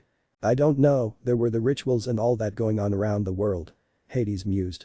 Spare us your conspiracy theories, Hades. Hermes pleaded. He used to have to suffer through it all the time when he made direct drops. Naruto dropped the handgun and put his face in his hands since he was forced to listen to Sam's monologue. It was like being forced to listen to William Hung for 10 hours straight and then being forced to watch two girls, one cup with your eyes taped open. Yeah, otherwise hey, what's that? Yami asked. Wow, my Christian Slater. Look. Below us. It's a scene break. Yes. Scene changes for the fucking win. Yami cheered. I must ask, why are we reading this? Reina asked, perplexed and somewhat offended. Because the fates are cruel. Leo suggested. It would seem so. Worst. Time skip. Ever. Naruto grumbled sourly, his arms crossed while he was bunched in between Percy and Annabeth in the back of an SUV. Stupid fucking loser going off to write about that stupid anime awesomeness that won't be a thing in this world and leaving me to rot, not even explaining where Sammy went or what he wants us to do. I want my screen time, damn it. Should have known it was too good to be true. Kurama sighed. Hey, but look at how well Angel Hair filled out. Least we have some good eye candy and finger candy. Ring pop is still in our secret pouch. I'm saving that for later. But you're onto something, Yami. She is starting to look like Tasky. Naruto scrutinized Annabeth with narrowed eyes and a hand on his chin. I don't know what's missing though. Please do not talk about me. Annabeth pleaded, now uncomfortable with the book. Percy's eye twitched and his arm tightened possessively around Annabeth. Hey, Naruto. Can you, back off? Annabeth asked, uncomfortable with his proximity to her person. Naruto furrowed his brows further, his mask's wide eyes narrowed even more as his face was centimeters from hers. Hey, do you know who she looks like? Athena. Naruto muttered. The genius in the making, Dionysus. Athena drawled. The wine god gave her a withering glare. All the while still scrutinizing Annabeth. His concealed eyes drifted down from her face for a brief moment. Nope. Those were close to Tony's at that age. Maybe there was a sensitivity difference or something. Don't touch, just look. She's the heroine of Percy's book. I am not a book, Percy said indignantly. That would be boring. So what? You'd want to be a movie? Apollo asked, intrigued by the idea. If they do it right. Sure. Right. Naruto conceded to Yami's point and backed away. It was Percy's job to corrupt Annabeth with sex. Then she was free game. After all, a few drinks between friends meant for a happy threesome. Or orgy. Hoopla. Aphrodite grinned. Now I feel like I need to shower, Piper muttered as she rubbed her head. Jason patted her shoulder consolingly. It should be praised. Yami proclaimed. Hail. Kurama agreed. But seriously, you know who she reminds me of? Considering you've only existed for about, 3, maybe 4 days, give or take a few years of inactivity. No, I don't. Naruto mumbled while he began examining Annabeth's hat, having swiped it and gotten bored of creeping the younger girl out. He snorted and looked at Annabeth as he tossed the cap back to her. Don't you have any loyalty, Magnus? Yankees suck. Red Sox for the win. How does he know that name? Annabeth asked in alarm. Percy looked at her oddly. So, now I get the feeling that I should ask who. Cousin on Dad's side. Annabeth muttered, half distracted. She pursed her lips in worry. One we haven't heard from in a while. Ah. Percy nodded. Blasphemy. Both Annabeth and Tony snarled. Break his legs. Annabeth and Percy scowled as they recalled the protagonist's insult to the former's favorite baseball team. Hey. Drive. Yell at your boy toy later. Lester snapped, his hands on the dash. Shut up, Lester. Then focus on the road, Tony. I like yelling, too. Naruto suddenly announced, popping up between his two fellow seniors. He pointed ahead of them. Hey, I know that guy. Tony slammed on the brakes when she turned her attention forward, just in time for the hood of the car to be impaled by a bronze axe. I'd believe that. Frank muttered. Conflict? Yeah, conflict. Ares whooped. The wielder of the axe was an 8-foot-tall giant with gnarly black hair and a thick bushy beard. He had on a pair of yellow shutter shades, a forcibly sleeveless purple shirt that had a beefy man posing on it, and tight lightly hued jeans that strained around his legs. I knew it was too good to be true, Naruto muttered. He sniffled and rubbed at his eye. Macho Man Randy Savage. You live on. But damn it, you're a bad guy. He was a bad guy when he was alive, too. Ares grinned. Oh yeah. That's not Randy Savage, Naruto. Lester snapped. Get us out of here, Tony. He cut the engine. This calls for an epic fight scene. Naruto declared. He looked over his shoulder at Percy. Boy Bubbler, stay here and protect Mini Tony. Lion-O, you're with me. Thundercats, ho. Leo cried out, getting some looks. Seriously? Come on. I set that up flawlessly. Could have been better. Thalia muttered. Swear to God, one day I will kill you. Lester grumbled as he hurriedly got out of the car. Be happy, dude, Apollo gets your name when Zeus punishes him, Naruto said as he clambered out in a much more casual manner. Seated in the passenger's seat, time slowed again and he turned to the readers. Oops. Spoilers. Hold it. Pause. Time out. Apollo cried out in alarm. He turned to the king with wide, horrified eyes. You're going to what? Oh, nothing. Zeus smirked at his son's fear. Liar. Apollo pointed furiously at Zeus. You said I'd never have to go through that again. To be perfectly frank, Apollo, I never swore it on the sticks. Damn it. Apollo whimpered. Naruto, just get out. Tony shoved Naruto out of the open door when time resumed. Naruto landed face first on the asphalt, groaning as he got to his feet and immediately had to avoid being turned into sliced bread when the giant's axe came down on him. Uzumaki. The giant growled. You insult me and my father, betrayed our glorious leader and have the audacity to ride around with my beloved. I'm, once again, slowed as Naruto turned to the audience. Okay, yeah, backstory time. Since apparently we don't have the budget for another flashback. Here, Naruto pointedly glared off panel. Lazy good for nothing anyway. The cream of the crop over there is Almops, son of Poseidon, side of the Gigante's weight. Here, Naruto blinked and pulled out his iPhone. He went to Wikipedia. Athena looked on in distaste. He actually trusts that site. But it's wrong. It always is. Actually, they've started to clean it up a bit. Hermes shrugged. They have citations for their articles and claims, and you have to pay. It is wrong. Athena glared the god into silence. Looked up the monster's name and fucking Dumbus, Gigantes weren't in this fight. Naruto glared off panel again. Bullshit, man, I gotta fight a legit giant. Oh, wait, not anti-god, just a run-of-the-mill giant. Huh. Well, anyway, I ran into this loser a long time ago. Like, pre-Deadpool powers. Back when I was still welcome to camp. I mean I am still welcomed, but apparently they're prejudiced against Badasari. Go figure. So, in summary. Dude's a giant son of Poseidon, I killed his dumb ass before, don't exactly remember why, but yeah, killed him, and apparently he's got the hots for Lester. Or is he talking about my bae? Oh, motherfucker best not be talking about my bae. Hold on, I gots to take my weave out. Naruto huffed as time resumed once more and unsheathed his knives. He grinned eagerly behind his mask. Let's take a few inches off the top. Hate to be the bearer of bad news, but Kurama trailed off. Someone's getting cliffed, Yami sang. That dirty rotten scoundrel. Demeter frowned. We're kept waiting how long and then they do this? I suggest we drop this story. I say we don't. Hades smiled. Stop that. Stop what? Doing the opposite of what I want. Make me. Hades snorted as Demeter simply fumed. No. Go cry to mother, Demeter. What? Naruto asked before he put his knives away and pulled out a copy of the story. Almops, freed from the time distortion, stared in bewilderment while the demigods shared confused glances. To them, Naruto looked like he was flipping through an invisible book, but it was clearly there. They were just far too sane to see it. Those poor sane fuckers. Agreed, sanity is overrated. Dionysus smiled broadly as he willed another Diet Coke into existence. Let's see, Chapter 4, Chapter Hey, musical fourth wall dream. Nice. Naruto chuckled. Bet they made Thalia Grace read that. Okay, I'm scared now. Thalia shuddered at the line. Nico looked around. I get fourth wall and all that, but that's just too much. I never ever want to meet him for real. Percy muttered as he trembled. Heh, that'd be funny. Wonder if she's a babe. Usanova Thalia's eyes sparked and glared at the page. I'm going to cook his nuts over an open fire. Aphrodite looked at Artemis. It's been only 3 years and she's this bad already. She's not bad in any sense. She's wizened up. Artemis argued. Bucket list objective added, aha, here we are. Naruto smiled and trailed his finger along the lines of the page. Idle, meh, could be better. Love the group though. Oh. There's motherfucking Cable, looking like a sexy badass, hope we see more of him later, Naruto said with a chuckle. At this point, Almops took a step back but kept a wary eye on the son of Dionysus. The other demigods had already moved to cover, with Lester on a fire escape above and debating silently who he should shoot. The baddie or the idiot? The baddie, you fool. Apollo chided. No killing Naruto. If he can, that is. Hades reminded him pointedly. Exactly. Comparing Annabeth to Magnus, staring at tits, makes me look like a douche, but then again, I'm no saint. Ah, here's the one of WWF champ. I'm a riot, Naruto said with a smirk before his eyes went wide. Whoa, I'm rereading my own dialogue.